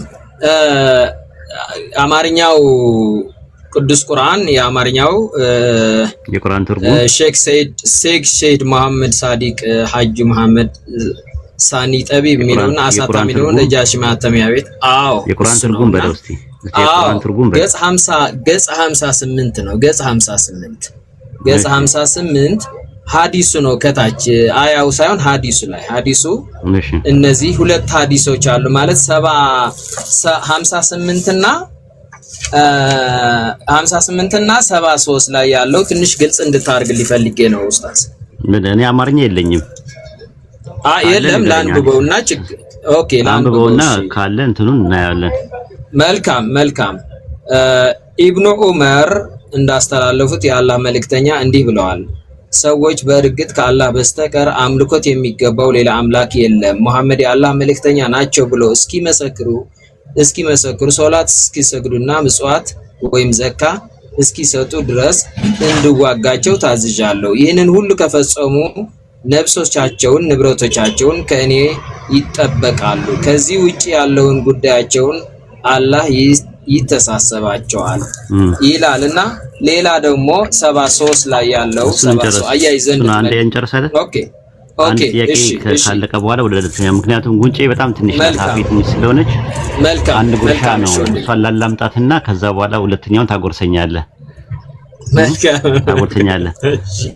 ኢማም ሙስሊም መጽሐፍ 1 ሐዲስ 33 ላይ ያለው ነው። አቡ ሁረይራ እንደተረከው የአላህ መልእክተኛም ሰለላሁ ዐለይሂ ወሰለም እንዲህ ያሉ ይላል። ሰዎች ላኢላሃ ኢለላህ ብለው እስኪ መሰክሩ ድረስ እንድጋደላቸው ታዝዣለሁ ነው የሚለው። ምን እንድላቸው ነው የሚለው አማርኛው አንተ ጋር ያለው? እኔ ጋር ያለው ምንድነው? የአላህ መልእክተኛ እንዲህ ብለዋል። ሰዎች በእርግጥ ከአላህ በስተቀር አምልኮት የሚገባው ሌላ አምላክ የለም፣ ሙሐመድ የአላህ መልእክተኛ ናቸው ብለው እስኪመሰክሩ ሶላት እስኪሰግዱና ምጽዋት ወይም ዘካ እስኪሰጡ ድረስ እንድዋጋቸው ታዝዣለሁ። ይህንን ሁሉ እንድጋደላቸው ነው የሚለው። እንድጋደላቸው በሚለው ያዘው ገብቷል። እንድጋደላቸው በሚለው ያዘው ግን እዚህ ያለው እንደዛ ነው ብዬ ነው እዚህ ያለው። ትክክለኛው እንትን እንደዛ ነው። ኡቃቲ ለማለት መጋንትን ነው መጋደል ነው። ራሱ ኡቃቲ ለማለት መጋደል ነው። መጋደልና መግደል ልዩነት አለው። ብዙ ቦታ ላይ እንደዛ አይነት ነገሮች አሉ። ኢማም ሙስሊም መጽሐፍ 1 ሐዲስ 37 ላይም እንደዛ ነው። ላኢላሃ ኢለላህ ብሎ ያለ ሰው አላህ ውጪ በሚል ይሄ ካደ ሰው ደሙና ገንዘቡ እርም ነው ብለው ነው ያስቀመጡት። በሌላ በኩል ማለት ነው መጋደልና መግደል ይለያያል። በአረብኛ ላይ ማለት ቀትል ማለት መግደል ነው፣ ኪሊንግ ነው። ቂታል ማለት ደግሞ መጋደል ነው፣ ፋይት ገድል ባትል። መጋደልና መግደል ይለያያል። ለምሳሌ በቁርአን ውስጥ ብዙ ቦታ ላይ አለ ውከት እስከማይገኝና ሃይማኖት ለአላህ እስከሚሆን ድረስ ተጋደሏቸው ይላል። ግደሏቸው አይደለም የሚለው ተጋደሏቸው። መጋደልና መግደል ይለያያል ራሱ ማለት ነው። አንደኛ መጋደል ማለት ፋይት ነው የምታደርገው ራሱ ማለት ነው። እስኪመሰክሩ ድረስ ተጋደሏቸው። ውከት እስከማይገኝና ሃይማኖት ለአላህ እስከሚሆን ድረስ ዛት ሚንስ ግደሏቸው ከሆነ ማስገደድ ነው የሚሆነው። ተጋደሏቸው ከሆነ ግን አንደኛ መጋደል በሸሪዓ አለ፣ አንደኛ በሃይማኖት አለ። በሃይማኖት ማስገደድ አትችልም፣ የተከለከለ ነው። በሃይማኖት ማስገደድ የለም። ሱረቱ በቀራ ምዕራፍ 2 ቁጥር 256 ላይ በሃይማኖት ማስገደድ የለም ነው የሚለው። ግን በሸሪዓው ምንድነው እንትን የምትለው? ሙስሊም የበዛበት አካባቢ ላይ ሰዎች ግብር እንዲከፍሉ ልትጋደላቸው ትችላለህ። ሰዎች ልትገላቸው ግን አትችልም። ሁለቱ ይለያያል ማለት ነው። 3 ነገር ነው ሸሪዓው ያለበት ሀገር ላይ ጥሪ የሚደረግላቸው። የመጀመሪያ የምታደርግላቸው ወደ ኢስላም ትጠራቸዋል። ጥሪውን ካልፈለጉ ግን ጅዝያ መክፈል አለባቸው። ጅዝያውን አልከፍልም ካሉ ግን ወይ ከሀገሩ መውጣት አለባቸው ማለት ነው። ጅዝያ ማለት ምን ማለት ነው? ግብር ነው። እኔ በምኖርበት ሀገር ላይ ከ100% 30% ግብር መክፈል አለብኝ አልልም ብልም ራሱ ይቆርጡታል። ራሱ አውቶማቲካሊ ከመስሪያ ቤቱ አውቶማቲካሊ ይቆርጡታል። አሁን ሲስተሙ ስለመጣ ነው። በዛን ሰዓት ግን በነበረው ነገር ላይ ግን ምንድነው ጅዝያ ሰዎች ይከፍላሉ። ልክ ሙስሊሞች ዘካ እንደሚከፍሉት ማለት ነው። ለሙስሊም ግብር ወይም ደግሞ ያለው ዘካ ምንድነው ዘካ የሚባል ነገር አለ። ግዴታ አለበት ዘካ መክፈል ማለት ነው። ሙስሊም ያልሆኑ አካላት ደግሞ ከሙስሊሞች ጋር በሚኖርበት ሰዓት ላይ ሀገሩ ለሚሊተሪ፣ ለሕክምና፣ ለጡረታ፣ ለምናምን ለሚባለው ነገር ግብር መክፈል አለባቸው ማለት ነው። ስለዚህ እንድጋደላቸው ነው እንጂ የሚለው እንድገላቸው አይደለም። ሰዎች ላኢላሃ ኢለላህ እስኪሉ ድረስ፣ ሰላትን እስኪሰግዱ ድረስ፣ ግዴታ መጽዋዕትን እስከሚከፍሉ ድረስ፣ ምን እስከሚሉ ድረስ ተጋደሏቸው ነው የሚለው። ግደሏቸው ሳይሆን ተጋደሏቸው። ግልጽ ነው። አይ ብዙም ክርክር ውስጥ መግባት አልፈልግም። ምክንያት ካንተ መማር ፈልገው በጥያቄ መልስ ላይ ካጋጠመ ዳጎስ ያለ አሁን ምንድነው አይ የእንትን ማስተካከያ አድርገበታል። ቃላቱ የይዘት የቃላት ማስተካከያ አድርገበታል። እዚህ ያለው ቀጥታ እንድዋጋቸው ታዝዣለሁ ነው የሚለውና ቀጥተኛ በሱ እዚህ ባለው ብታብራራ ደስ ይለኛል። አዎ እሱን አላውቀውም እኔ እኮ ነገርኩ እኮ አላውቀውም። እኔ ሐዲሱን ስለማውቀው ነው። አሁን አንተ ጋር የተጻፈው ጋር አላውቀውም። እንድጋደላቸው ነው የሚለው፣ እንድገላቸው ሳይሆን እንድጋደላቸው። በቃ ስለዚህ እዚህ ያለው ግን ሌላ ጊዜ እንድታያት እንድዋጋቸው ታዝዣለሁ ነው የምትለው። በአጠቃላይ ግን አንተ ባልከው ወስጄዋለሁ። በአማርኛም ከሄድክ እኮ ምንም ችግር የለውም። እኔ አሁን እንድዋጋቸውና እንድወጋቸው ማለት ልዩነቱ ምንድነው? እንድወጋቸው ኦልሬዲ እንድገድል ነው። እንድዋጋቸው ደግሞ ያው ቻሌንጅ እንዳደርጋቸው ነው። ልክ እንደዛ ማለት ነው። እንደዛ ማስረዳት ይችላል። በቃ እንደዛም ማለት ይችላል። አማርኛው ላይ ያለው ነገር እንደዛ ነው። እንድጋደላቸው እንድዋጋቸው ማለትና እንድወጋቸው ማለት ይለያያል። እንድወጋቸው ማለት እንድገላቸው ነው። እንድዋጋቸው ማለት ፋይት ነው ብለህ ከተረዳውም እሱም ጥሩ ነው። ፋይት ነው። ፋይት ያው ታዝዣለሁ፣ ፋይት እንዳደርግ ታዝዣለሁ ነው። ሌላ 73 ገጽ ላይ ያለው እዚሁም የሐዲስ ነው። እሱም የአንድ ወር ጊዜ የሚፈጅ ርቀት ላይ የሚገኙ ጠላቶች በማሸበር ድል እንዳደርግ 5 ነገሮች ነው የሚለው። ምንድነው? ጃቢር ኢብኑ አብደላህ እንዳስተላለፉት ያለ መልእክተኛ እንዲህ ብለዋል። ከእኔ በፊት ለነበሩ መልእክተኞች ያልተሰጡ 5 ነገሮች ተሰጥተውኛል። ከእኔ በፊት የነበሩ መልእክተኞች ያልተሰጧቸው 5 ነገሮች ተሰጥተውኛል። አንደኛ 1 ወር ጊዜ የሚፈጅ ርቀት ላይ የሚገኙ ጠላቶችን በማሸበር ድል እንዳደርግ። ሁለተኛ መሬት ንጹህና መስገጃ ተደርጋልኛለች። ስለዚህ ማንኛውንም የኔ ተከታይ በሶላት ወቅት በማንኛውንም ቦታ መስገድ ይችላል። ሶስተኛ ምርኮ ለኔ ሐላል ተደርጎልኛል። ከኔ በፊት በነበሩት ላይ ግን ፍጹም ክልክል ነበረ የሚልና አንደኛውና ሶስተኛው ብታብራራልኝ ማለት ሌላው ችግር የለውም። ረሱል ሰለላሁ ዐለይሂ ወሰለም አንደኛውና በኢማም ቡኻሪ መጽሐፍ 56 ሐዲስ 186 ላይ አቡ ሁረይራ እንደተረከው የአላህ መልእክተኛም ሰለላሁ ዐለይሂ ወሰለም እንዲህ ያሉ፣ ጠቅላላ ንግግር በመስጠት ተላኩኝ፣ በጠላት ልብ ውስጥ ፍርሃት እንዲጣል በመደረግ ተረዳሁኝ፣ ተኝቼ ሳለው የምድር ካዝናዎች ሁሉ በእጄ ላይ ተደረጉልኝ አሉ። ኢማም ቡኻሪ መጽሐፍ 7 ሐዲስ 2 ላይም እንደዛው ረሱል ሰለላሁ ዐለይሂ ወሰለም ከኔ በፊት ለነበሩ ነቢያት ያልተሰጠ 5 ነገር ተሰጠኝ። የወር መንገድ ያክል ሲቀረው በጠላት ልብ ውስጥ ፍርሃት እንዲገባ በማድረግ ተረዳሁኝ። ምድር በጠቅላላ ጧሃራና የመስገጃ ክልል ተደረገልኝ። ከኡመቶቼ ማንም ሙስሊም ሶላት ወቅት በገባበት ማንኛውም ቦታ ላይ ሆኖ ይስገድ።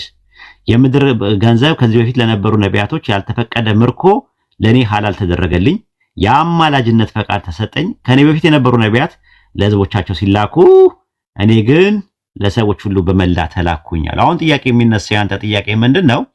የወር መንገድ ያክል ሲቀረኝ በጠላት ልብ ውስጥ ፍርሃት እንዲገባ ይላል። አማርኛው ሽብር ብሎ ነው ያስቀመጠው። ሽብርና ፍርሃት ምንም ልዩነት የላቸውም። ሩብ ይባላል በአረብኛ።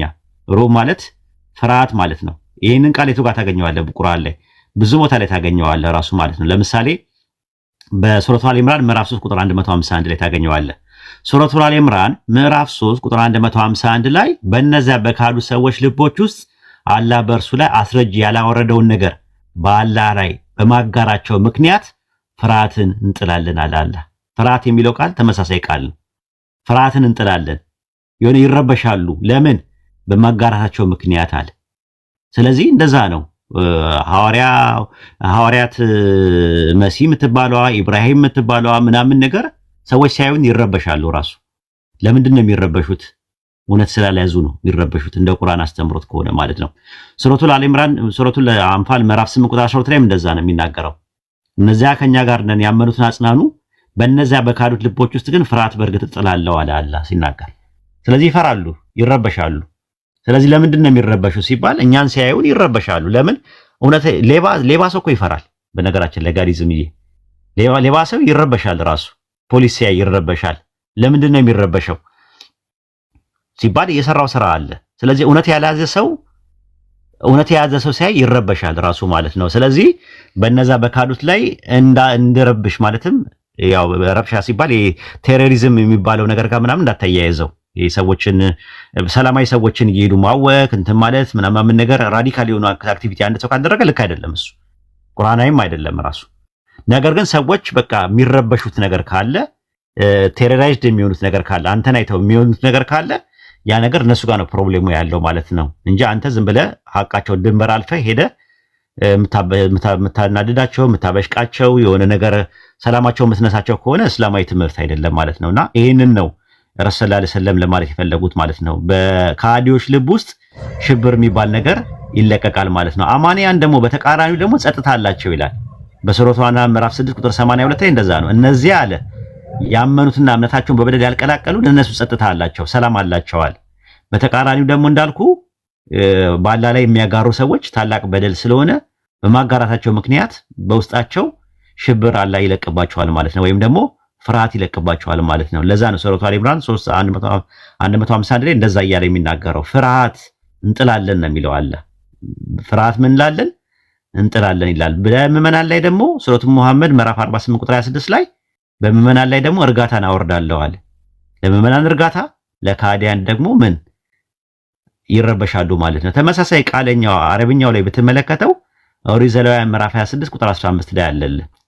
ኦሪት ዘሌዋውያን ምዕራፍ 26 ቁጥር 15 ላይ ስርዓቴን ብትንቁ ትእዛዜን ሁሉ እንዳታደርጉ ቃል ኪዳኔንም እንዳታፈርሱ ነፍሳችሁ ፍርዴን ብትጸየፉ እኔ እንዲሁም አደርግባችኋለሁ ፍርሃትን ሽብርን ክሳትን አይናችሁ የሚያፈዝ ነገር እለቅባችኋለሁ ይላል ፈጣሪ።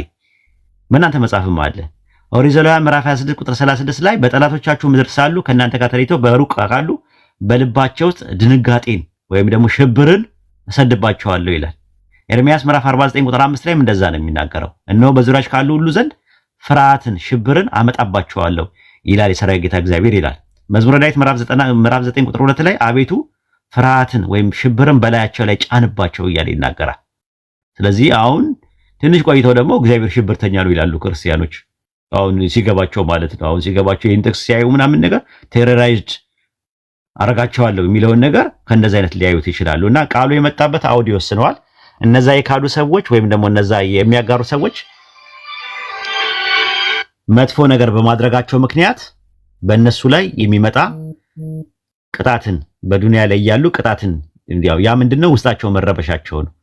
ስለዚህ እኔን አሁን ብዙ ሰው ሲያየኝ ይረበሻል አይተኮነ እኔ ራሴ እንኳን አሸባሪ ነኝ ብትመለከተው። እንደውም በፊት የድሮ ስሜ እንደውም መሲ አሸባሪው ነበር የሚሉኝ የነበረው ማለት ነው። አሁን ነው አሸቦ ያሉኝ።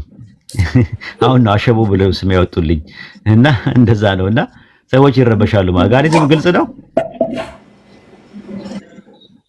ግልጽ ነው። ሶስተኛ ያለው ምርኮ ለኔ ሐላል ተደርጎልኛል ከኔ በፊት የነበሩት ፍጹም ክልክል ነበር ይላል። አንፋል የሚባለው ነገር ማለት ነው። አንፋል ማለት ጦርነት ላይ ያለ በጦርነቱ የተማረኩ ሰዎች ንብረቶቻቸው በአጠቃላይ ማለት ነው ይማረካል ማለት ነው። ሲማረኩ እነሱ ብቻ ሳይሆን ንብረቶቻቸውም ይማረካል ማለት ነው። ሐላል ነው እሱ። ይሄንን ነው የሚናገረው። እዚህ ላይ ጥያቄ አለ?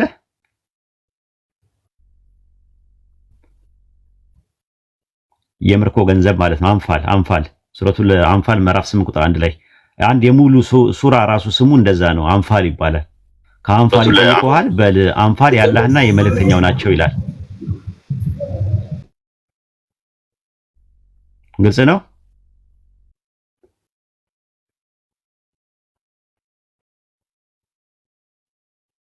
ግልጽ ነው። ጋዲዝም ሚውት ነው። ጋዲዝም ግን ማለት ምንድነው? እምነቱ ዶክትሪኑ ምንድነው?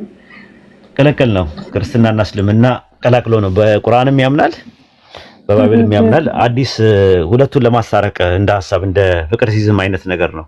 አሁን አላሁመ ሰለላሁ ዐለይሂ ወሰለም ሲለምን ነበር ጳጳስ አድርጌ ልሾመም ሲለኝ ነበር። እኔ አላሁመ ሰለላሁ ዐለይሂ ወሰለም እንደዛ አድርገህ እንዳተረጉመው። ይሄ ጋዲዝም ከሁሉም የላቀ አይዲዮሎጂ ነው። ስለዚህ ከትንንሽ ሐሳቦች እንዳታገናኘው እኮ ትልቅ ነው ማለት ሂንዱይዝም ቡዲዝምንም ሁሉንም ሊያካትት ይችላል። አይ ትልቁ መንገድ ነው። በቃ ትልቁ ጤናማው መንገድ ይሄ ነው። ምክንያቱም እንደኔ በፍቅር ሁሉንም የሚቀርብ ሰው እኮ የለም። ካየ እኔ እናንተንም በፍቅር ነው የማያችሁ። ለምን የያዝኩት ውስጤ የሞላው አሳሰብ የፍቅር አሳሰብ ስለሆነ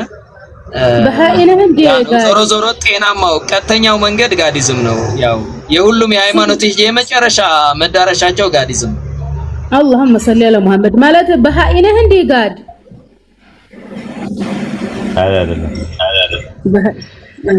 ባሂ እኮ ነብይ ያለን ብለው ያምናሉ። የራሳቸው ነብይ ያለን ብለው ያምናሉ። ባሂ ከባሂ ጋር ሶስተኛው አብራራልኝ ኡስታዝ። ሶስተኛው ምርኮ ለኔ ሐላል ተደርጎልኛል ከኔ በፊት ከኔ በፊት ነበር። በእንትኑ ደረጃ አይፈቀድም ነበር፣ ክልክል ነበረ። ያ ነገር አሁን ተፈቀደ። ረሱል ሰለላሁ ዐለይሂ ወሰለም ሲመጡ ሐላል አንፋል የሚባለው ነገር ወይም ደግሞ ምርኮ የሚባለው ነገር ተፈቅዷል መጠቀም ማለት ነው። የዛ የጠላቶቻቸው በጦርነቱ ወቅት ላይ ከተማረኩ ሲማረኩ እነሱ ብቻ ሳይሆን ንብረቶቻቸውም ይማረካል። ሐላል ነው። ሱረቱ አንፋል የሚባል አንድ ሱራ አለ። 8ኛው ሱራ አንፋል ይባላል። ሱረቱ አንፋል። ስለዚህ አንፋል ማለት ትርጉሙ ምርኮ ማለት ነው። ከአንፋል ይጠይቀዋል። አንፋል የአላህና የመልእክተኛው ናቸው በላቸው ይላል። ለዛ ነው አንፋል ማለት ነፈለ ከሚለው ቃል ነው የመጣው ራሱ ማለት ነው። ማረከ ከሚለው ቃል ነው አንፋል የሚለው ነገር። ነፈል የሚለው ቃል ማረከ ከሚል ቃል ነው የመጣው። ሰራሱ ምርኮ ማለት ነው። የነፈል ብዙ ቁጥር ደግሞ አንፋል ይባላል። ምርኮች ማለት ነው። ከዛ አንፃር ነው ሱረቱ አይ ቲንክ ሱረቱ አንፋል ምዕራፍ 8 ቁጥር 41 ላይ እንደዛ ነው። ከማንኛውም ነገር የምርኮ ገንዘብ አንፋሉ 1/5ኛው ለአዳና ለመልእክተኛው ነው ብሎ ነው ያስቀመጠው። አብርሃምም እንደዛ አድርጎ ነበር የሆነ ሰዓት ላይ ዕብራውያን 7:4 ላይ የአብርሃም አለቃ የአባቶች አለቃ አብርሃም ከዘረፋው የሚሻለውን አስራት ለመልከጼዴቅ ሰጥቶ ነበር። ዘርፉ ከዘረፋው ነው የሚለው አይተኮደ ማለት ነው። ዘፍጥረት 34:27-29 ላይ 12ቱ ነገደ እስራኤል 12ቱ የያዕቆብ ልጆችም ዘርፈው ነበር ራሱ ዲና ስለተንተ ስላለባቸው ማለት ነው። ግን ሐላል ላይሆን ይችላል የነሱ። በኋላ ላይ ነው ኦሪት ዘጸአት 3:22 ላይ በዝብዙ ብሎ ፈጣሪ ያዘዘው ማለት ነው። ሂዱና በዝብዙ ሲላቸው ታያለ፣ ወይም ደግሞ ዝረፉ ሲላቸው ታያለ። ኦሪት ዘጸአት ምዕራፍ 12 ቁጥር 36 ላይ እንደዛው በዝብዙ ሂዱና ትበዘብዛላችሁ ብሎ ነው የሚላቸው ያለው ማለት ነው። በኋላ ላይ ግን የተሰረቀው ገንዘብ ለማን ነው የሚሆነው የሚለው ጥያቄ ላይ ያ ነገር የሚሆነው ግብር አድርጎ ለፈጣሪ ይሰጣል ማለት ነው። ኦሪት ዘኍልቍ ምዕራፍ 31 ቁጥር 28 ላይ እንደዛ ነው። ከነዛ ከተዋጉት ወደ ሰልፍም ከወጡ ሰልፈኞች ዘንድ ከሰዎችም ከበሬዎችም ከአህዮችም ከመንጎችም ከ501 ለያህዌ ግብር አውጣ ይላል። ለፈጣሪ ነው የሚሆነው ለእግዚአብሔር ይሆንና የተቀረው ደግሞ ሰውየው ራሱ ይጠቀምበታል ማለት ነው። የማረከው ሰውዬ ማለት ነው።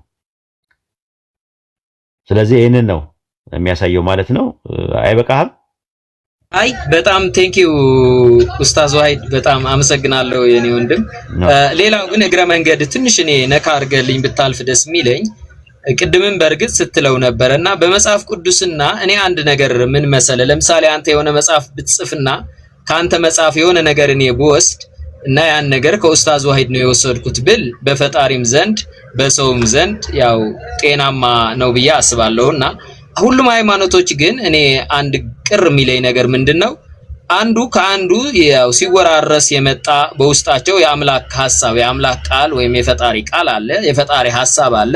ግን ሁሉም ዕውቅና ሲሰጣጡ አላይምና መከባበር፣ ዕውቅና መሰጣጠት፣ እውነት መነጋገር ከነሱ መጀመሪያ ነበረበት ብለህ አላሰብክም? እንዴት ነው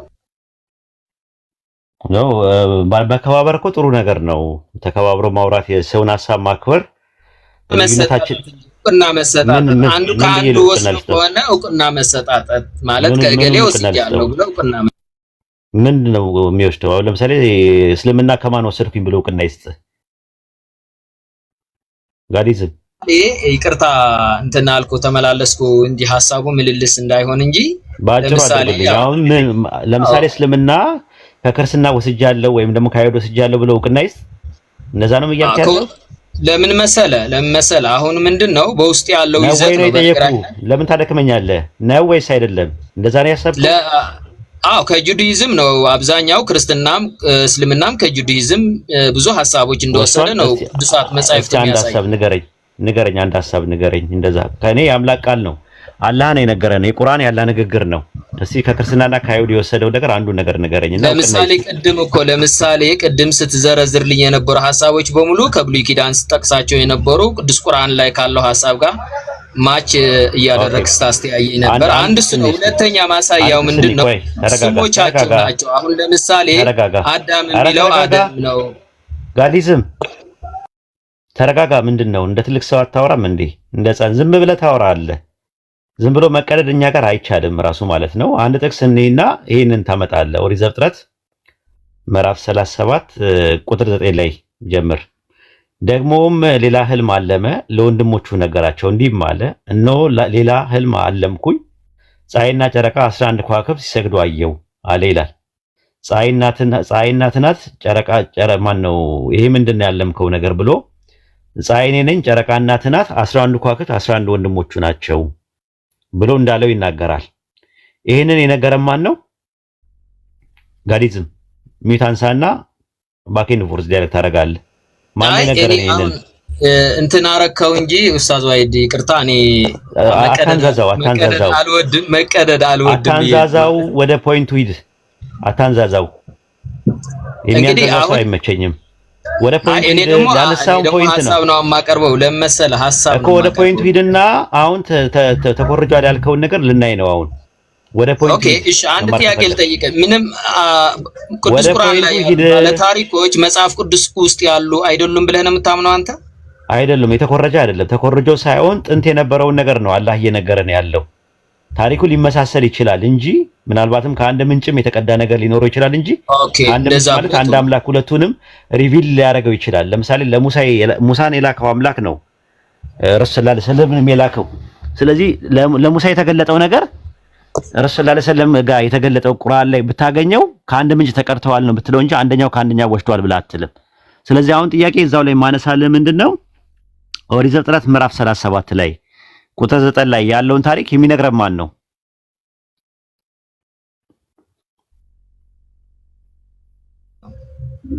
ኦኬ፣ ማስረጃ ስጠኝ እስቲ።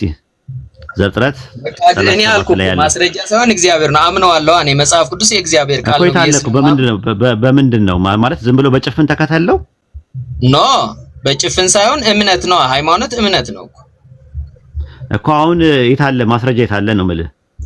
ማስረጃውማ እኔ አመንኩት እኮ መጽሐፍ ቅዱስ የእግዚአብሔር ቃል ነው። አንተ አመንከው፣ ግን ምንድነው ማን ነው እየተናገረ ያለው? ዘፍጥረትን መጽሐፍ የሚተርክልን ተራኪው ማን ነው? ማስረጃ ምንድነው? እግዚአብሔር ምንድነው? እስቲ ማስረጃውማ ነገርኩህ እኮ መጽሐፍ ቅዱስ የእግዚአብሔር ቃል ስለሆነ ራሱ የሚነግርህ እውነት እሱ የእግዚአብሔር ቃል። ዘፍጥረትን እየነገረን ያለው ተራኪውና ተናጋሪው እግዚአብሔር ስለመሆኑ ምንድነው? የቱ ጋር ነው ማስረጃ ማገኘው? ማስረጃ እንግዲህ አምነህ ስትቀበለው ነው ማስረጃ የሚሆንልህ። ምን ማለት ያለ ማስረጃ ዝም ብሎ ማለት እግዚአብሔር ስለመናገሩ ማስረጃ የለውም? ዝም ብለህ በጭፍን ተከተለው? ማስረጃ ለኔ ማስረጃ አያስፈልገኝም፣ ምክንያቱም ስለማምነው። ኦኬ፣ እግዚአብሔር ይሳሳታል? አይሳሳትም። ከተሳሳተ ፀሐይና ጨረቃ 11 ከዋክብት ሰግደውለታል ለዮሴፍ? አዎ፣ በትንቢቱ መሰረት። አዎ። ኦኬ፣ ማስረጃ ስጠኝ፣ እሱን ከመጽሐፍ ቅዱስ ጥቅስ ስጠኝ በራሱ እዛው ላይ። እኔ አሁን ወጣ ብያለሁ፣ መጽሐፍ ቅዱስ እጄ ላይ የለም።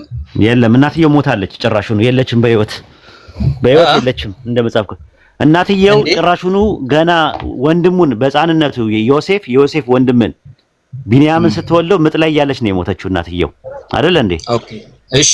ስለዚህ አልነበረችም፣ አልሰገደችም። ስለዚህ ትንቢቱ አልተፈጸመም። ይሄ ማስተት ነው። 11ዱም ወንድሞች መተው ሰገዱለት። ያዕቆብም አባቱ መተው ሰገደለት። እናትየው የታለች? እና እሱ የሱ አለመኖር የእግዚአብሔር ቃል አለመሆን ያሳያል። ስለዚህ ሰገዱ ይላል። በትንቢት ደረጃ ተነግሮ ዘፍጥረት 39 ላይ 37 ቁጥር 9 ላይ መተው ሰገዱለት ይላል። ነገር ግን ትንቢት ነው። በትንቢቱ መሰረት እናትየው የታለች? ጨረቃው የታለች የሰገደችው? ምናልባት ለኛ ያልታየች እንድትሆን ትችላለች። ሞታለች እኮ ራሔል ናት እኮ። አይ ጨረቃዋ ማለት ነው። ጨረቃ የተባለችው ራሔል ናት አለ። እናት ናት ብሏል እኮ እሱ። ዞሮ ከአሁን ከዋና ሐሳቧ ትውጣና እኔ እኮ ማለት ያ ማለት የሰው ተረት እንደሆነ ነው ማለት ሰው የሰው እጅ እንደገባበት ነው። ሃይማኖቶች አንዱ ችግራቸው እኮ ምን መሰለህ? ቆይ አዳምጥ እባክህ፣ ዝም ብለህ እንትን አትበል። ትልቅ ሰው አይደለህ እንዴ? አዳምጥ አንዴ ሐሳቡን አዳምጥ። መጀመሪያ ሐሳቡን ተረዳውና ከዛ በኋላ እንትን ትላለህ፣ ታወራለህ። የሱረቱል ዩሱፍ ምዕራፍ 12 ላይ የሚተርከው ተራኪው የዓለማቱ ጌታ አላህ ነው። ለረሱል ሰለላሁ ዐለይሂ ወሰለም እንተርክልሃለን ብሎ ይጀምርና ከዛ ቁጥር 12 ቁጥር 4 ላይ ምንድነው የሚለው? ፀሐይና ጨረቃ 11 ከዋክብት ሰግዱልኝ አየው ብሎ ይናገረዋል። ከዛ በኋላ ምንድነው ትንቢቱ በኋላ ላይ ሲፈጸም ታየዋለህ። ሱረቱ ዩሱፍ ምዕራፍ 12 ቁጥር 100 ላይ ወላጆቹ መተው ሰገዱለት ይላል። እናትና አባቱ መተው ሰገዱለት ይላል። ወንድሞቹም ሰገዱለት። ስለዚህ አሁን ወላጆቹ ሰገዱለት። ቁርአን ይሄንን ከባይብል ከሆነ ከተኮረጀ እናትየው ኦልሬዲ ሞታለች እያለ እየተናገረ እናትየው መታ እንደሰገደች ባይብል ላይ ያለውን ስተት ቁርአን ላይ ለምን አልተደገመም? ያ ስተት ይሄው እየተወቀሰ ነው ያለው በኤቲስቶችም በምን ልመልስ አሁን ቅድምም የደገምከው ልጅቷም ጋር ስታወራ ሄሎ ይሄ ነበር የተናገርከውና እሱን ፖይንት ነው የፈለኩት እኔ ዝም ብሎ ወደ አንዱ የክርክር ችግር አለበት የቲክቶክ ዓለም አንዱ ችግሩ ይሄ ነውና እሱ እኔ አላም የተጠየቀው ጥያቄ ለዚህ የገባኸው ጥያቄ ለመጠየቅና ለመማማር ነው። አሁን ሌላ ነገር ላይ አትሂድና ይሄንን መልስ ካልሆነ ግን ወረድና ታብታብ አድርግ ታች ማለት ሁለተኛ እንደዚህ አይነት ነገር በእንደዚህ አይነት መልኩ አታወራም። እኛ ጋር መተህ ስታወራ ጥያቄ አለኝ እንትን አለኝ ምናምን ነገር ስትል ጥያቄ ይመለስልሃል። ክሌም ላደረከው ነገር ደግሞ ለዋሸው ውሸት ለቀጠፍከው ቅጥፈት የተወሰደ ነው ብለህ ላልክበት ነገር መልስ እየሰጠው ነው ያለውት። ስለዚህ ያ ነገር ከተወሰደ የያዝከው ዘፍጥረትን የጻፈውና የተናገረው ተናጋሪ አይታወቅም ራሱ በታሪክ ውስጥ አይደለም ፈጣሪ ሊሆን ይቅርና አንድ ታሪክ ጸሐፊ ነው የጻፈው። ከዛ ከተኮረጀ ያንን ስተት አብሮ ለምንድን ነው ያልኮረጀው? ቁርአን ላይ ያልተኮረጀው ነው ጥያቄው። መልካም ይኸውልህ በእኔ ነው የምመልስልህ። እንግዲህ አሁን እኔ ልመልስልህ ዝም ብለህ አድምጣ። አንተ ደግሞ እንደ ተማሪ ዝም ብሎ አላዳምጥም። ምክንያቱም ጥያቄው ላይ ዘ ፖይንት ነው የምፈልገው። አይደለም አድምጥ ስላልከኝ አንተም አድምጣ። ጥያቄው ላይ እኔ ጥያቄ ነው የጠየቅኩ መልሱ ላይ ነው ዘ ፖይንት የምትሄድ። ስለዚህ ለምንድን ነው ሙሉ ለሙሉ ስህተቶችንም ጭምር ያልተወሰዱት? ይሄ መሆኑ ደግሞ ያለመወሰዱ ነው። ከዛ ሐሳብ ያለመወሰዱን የሚያሳየው ይሄ ነው በማሳያነት እያቀረብከው ያለ። በመሰረቱ አንዱ ሃይማኖት ሌላው ሃይማኖት ሲፈጥር እና ከሌሎች ደግሞ ጥሩ የሚላቸው ሐሳቦችን ወስዶ ስህተትን አይወስድም። ስህተት የሚለውን አይወስድም። ጥሩ የሚለውን ነው። አንድ ያልተማረ ይኸውልህ ረሱል ሰለላሁ ዐለይሂ ወሰለም አንደኛ ማንበብና መጻፍ የሚችሉ አይደሉም። አንድ በረሃ ላይ ግመል ገፊ የነበሩ ሰው ናቸው የነበሩት። ግመል ገፊ ነው የተማሩ ሰው አይደሉም። ስለዚህ እኛ ያልተማሩ ሰው ይህንን ዘፍጥረትን በደንብ አጥንተው እንደዚህ በጣም ጥናት ይሄ ጥናት እኮ የመጣው አሁን ነው 21ኛው ክፍለ ዘመን ላይ ነው ስህተት አለበት ተብሎ። ምክንያቱም እናትየው የተገባች በትንቢቱ መሰረት እናትየው ሞታለች፣ መታ አልሰገደችም። ካልሰገደች የተነገረው ትንቢት ለዮሴፍ የተነገረው ትንቢት አልተፈጸመም። ስለዚህ ታሪክ ጸሐፊው ሲጽፍ የተሳሳተው ነገር አለ ተብሎ እየተቸነ ያለው ከዚህ መጽሐፍ ከሆነ ቁርአን የወሰደው ለምንድን ነው እናትየው መታ ሰግዳለች ወላጆቹ እናትና አባቱ መተው ሰገዱለት ብሎ ሱረቱ ዩሱፍ ምዕራፍ 12 ቁጥር 100 ላይ ያስቀመጠው ነው ፖይንቱ። ስለዚህ ይሄ ነገር ነበር ወሰድኩ ቢል ምንድነው የሚጎዳው? ወሰድኩ ቢል ምንድነው የሚጎዳው? መውሰድ ኮኔ የፈጣሪ ቃል ነው። እኛ ክሌም አሁን ለመሰለ አሁን ይኸውልህ ከአዲዝም ከወይድ ቢወስድ ችግር የለውም። ለምን ምንም ችግር የለውም። ፖዚቲቭም ነው ራሱ። ግን ቁርአን ክሌም እያደረገ ያለው ሰማይና ምድርን በመካከላቸው ያለውን የፈጠረ የዓለማቱ ጌታ የአላህ ንግግር ነው። የአላህ ንግግር ደግሞ ከሌላ አካል የሚኮርጅ አይደለም። ማን ይናገር የነበረ ማን ያርዳ ይቀበር ይላል ያገሬ ሰው። አንተ በቦታው የነበረውን ነገር የሚያውቀው የዓለማቱ ጌታ ሙሉ ዕውቀት አለው። ከጥንትም ጀምሮ የነበሩትን ያውቃል የሚተርከው። ወደፊት ያሉትን ነገሮች ደግሞ ከማን እየወሰደ ነው የሚናገረው? እንደዛ ካልክ ወደኋላ የነበሩትን ነገሮች ጥንት የነበሩትን ስለሚያውቅ ነው የሚናገረው አለን። አንተ ደግሞ ወሽቶ ሊሆን ይችላል ነው፣ ግምት ነው፣ ሜቢ ነው ራሱ። አንደኛ ነገር ለምን ስሞቹ ስለተመሳሰሉ እንትን ስላሉ ምናምን ብላ እዛ ያሉ ባለ ታሪኮች በሙሉ እዛ አሉ ነው። አሁን እኮ እኔ አጥና ብለኛል እያጠናው ነው። እዛ ያሉ ባለ ታሪኮች የሚናገረው የሉም። ስለ ኢሳያስ የተነገረበትን አምጣና ሳየኝ። ስለ ኤርሚያስ የተናገረበትን አምጣና ሳየኝ። ስለ ሕዝቅኤል የተናገረበትን አምጣና ሳየኝ። የለም፣ እንደዛ የለም። አላህ ያንን ነገር ያመጣው ጥንት የነበሩ ነቢያቶችን እነማን ልኮ እንደነበረ እነዛ የላካቸው መልእክተኞች መልእክቱን ሲቀበሉ ያገኙት ሽልማት የካዱትና ያስተባበሉት ደግሞ የደረሰባቸውን ቅጣት ለማሳየት ነው። ሱረቱ ሁድ ምዕራፍ 11 ላይ ሲናገር ምንድነው የሚለው?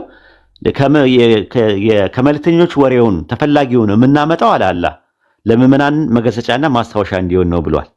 ምዕመናን ያንን ነገር አይተው ኢብራሂም የሚባል ነብይ ነበረ፣ ሰዎች በጊዜው የነበሩ ሰዎች መቀበላቸው ያለው ትሩፋት ምንድነው፣ በማስተባበላቸው ደግሞ የሚያገኛቸው ነገር ምንድነው የሚለውን ነገር ሰዎች ትምህርት እንዲወስዱበት እንጂ ልክ ባይብል ላይ እንደተጻፈው ከሌን ወለደ የሚል የታሪክ መጽሐፍ አይደለም። ቁርአን የእምነት መጽሐፍ እንጂ የታሪክ መጽሐፍ አይደለም። ወደኋላ የነበረውን መተረክ ያስፈለገበት ምክንያት ትምህርት እንዲሆን እንጂ ከሌን ወለደ የሚለው አርቲቡቲ፣ ቶራ ቦራ፣ እንቶ ፈንቶ የመሳሰሉ ነገሮች ወይም የቀበሌና የእድር መጽሐፍም አይደለም። ከሌ ከከሌ ይዘራረግ መጣ ከሌ ከሌን ወለደ የሚል ነገር ቁርአን ላይ አታገኝም። ይሄን የረሱል ሰለላሁ ዐለይሂ ወሰለም እናትና አባት ራሱ አልተጠቀሱም። የታሪክ መጽሐፍ አይደለም ቁርአን።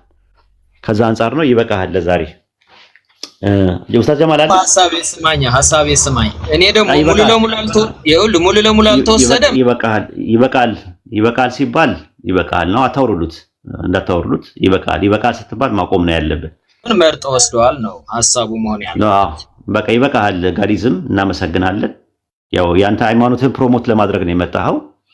ስለዚህ ያንተን ሃይማኖት ደግሞ ፕሮሞት አናደርግም እኛ ማለት ነው። ከዚህ በኋላ ጥንቃቄ እናደርጋለን ማለት ነው። የብሎ ከሁለቱም እንትን ባይብልንም ቁርአንም እንቀበላለን ይላችሁና ከዛ በኋላ ደግሞ ተመልሶ ደግሞ አንደኛው ከአንደኛው ወስዷል ይላችኋል። እንደ ባይብል ነው የመሰለው። ባይብል ላይ አዲስ ኪዳን ላይ ያሉ ጥቅሶች ተብሎ ተጽፏል እየተባለ ነው። ልክ አዲስ ኪዳን ስትመለከቱት አብዛኛውን ከብሉይ ኪዳን እየተጠቀሰ ነው የሚወስደው። አዲስ ኪዳን ማለት ምንድነው? በግድግዳ ላይ ተጠግቶ የሚያድግ ሐረግ ነው። መቆም አይችልም በራሱ ማለት ነው አዲስ ኪዳን የሚባለው መጽሐፍ። ስለዚህ ለወደፊቱ ትምህርት ይሁን። ዝም ብሎ ያለ ዕውቀት ማውራት ትንሽ ይከብዳል። አይ ቲንክ ከባድ ነው። ዝም ብሎ በግምት ስፔኩሌሽን ከከሌ ወስዷል ብሎ ኡስታዝ ጀማል አለ።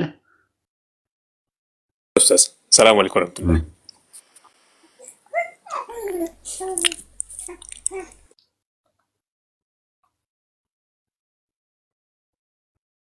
ሰዎች ሐሳብ ካላቸው ሐሳባቸው ላይ አይደል ኡስታዝ ጀማል ሐሳባቸው ላይ ጥቅስ ላይ ጥያቄ ላይ ምንም መጠየቅ ይችላሉ። ዝም ብሎ ተረት ደግሞ ሲያወሩ ደግሞ አየር ላይ ያሉ ነገሮች ሲሆኑ ደግሞ አሰልቺ ነው ለማዳመጥ። እኔ አልችልም፣ ራሱ ቶለሬት ማድረግ አልችልም። ይሄ ነው ጀመር እኮ ስለ ሃይማኖት እየተወራ ሊሆን ይችላል በሚል ነገር እኮ አይመራም። እያንዳንዱ ላይ ዝም ብሎ ነው ደግሞ አስረጃ ያስፈልገናል።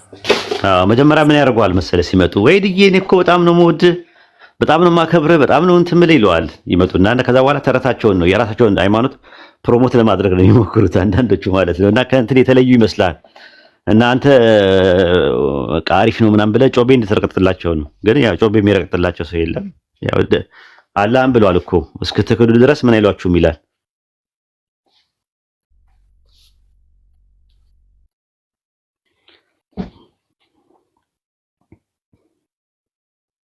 ኢብራሂም መጣ። በጣም ቆየ ኢብራሂም።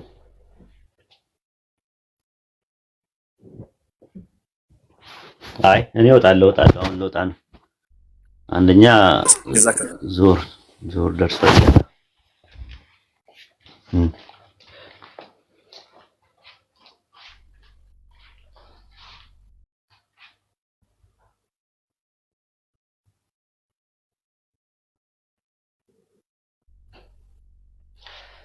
ኢብራሂም የለም እንዴ?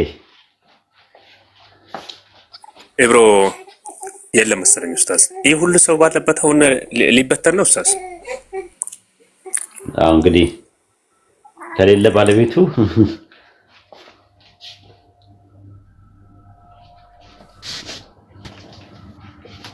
አስገባቸው። እኛ ልጆች ካሉ እስቲ ወንድሞች ካሉ ይተኩን።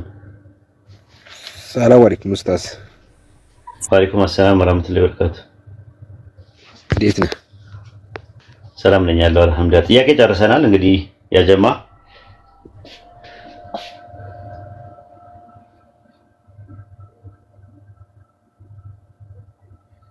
ጥያቄ ጨርሰናል። ያጀማ ወጣ ጀማል አንድ ላድርገው ቤቱን በቃ አብሽር። ጀዛከላ አላህ ይጠብቅህ። ሰላም አለይኩም መልካም ቀን። ወአለይኩም ሰላም ወራህመቱላሂ ወበረካቱ። እሺ መርሐባ።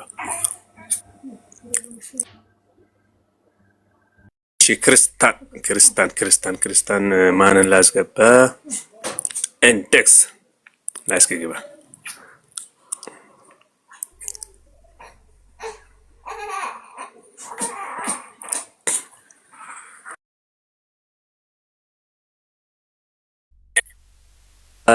ሸጂ ጥያቄ አያስተናግድም።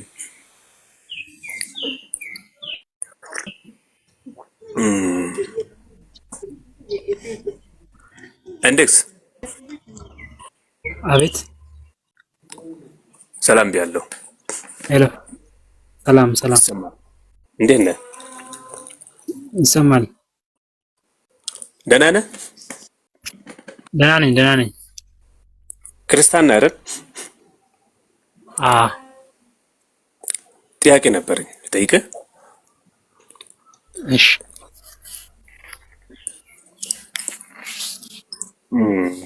ጠይቀኝ። በክርስትና የውርስ ኃጢአት አለ ብለህ ታምናለህ? አሁን የለም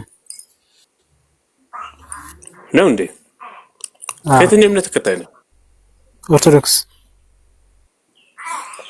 ኦ ማሻአላህ አልልም። ማሻአላህ ማለት የውርስ ኃጢአት የለም ብለህ ነው የምታምነው? አሁን የለም። አዎ በአዲስ ኪዳን የለም። በብሉይ ኪዳን ጊዜ ነበር። ኦኬ ጥሩ። በቃ ይሄንን ጥያቄ እንለፈው። እሺ ኢየሱስ አምላክ ነው? እስኪ ምን ፈጠረ? እስኪ ንገረኝ። ምን ፈጠረ? ዓለምን በሙሉ ነው። እስኪ ማስረጃ ስጠኝ። ወይስ ወይ አንዴ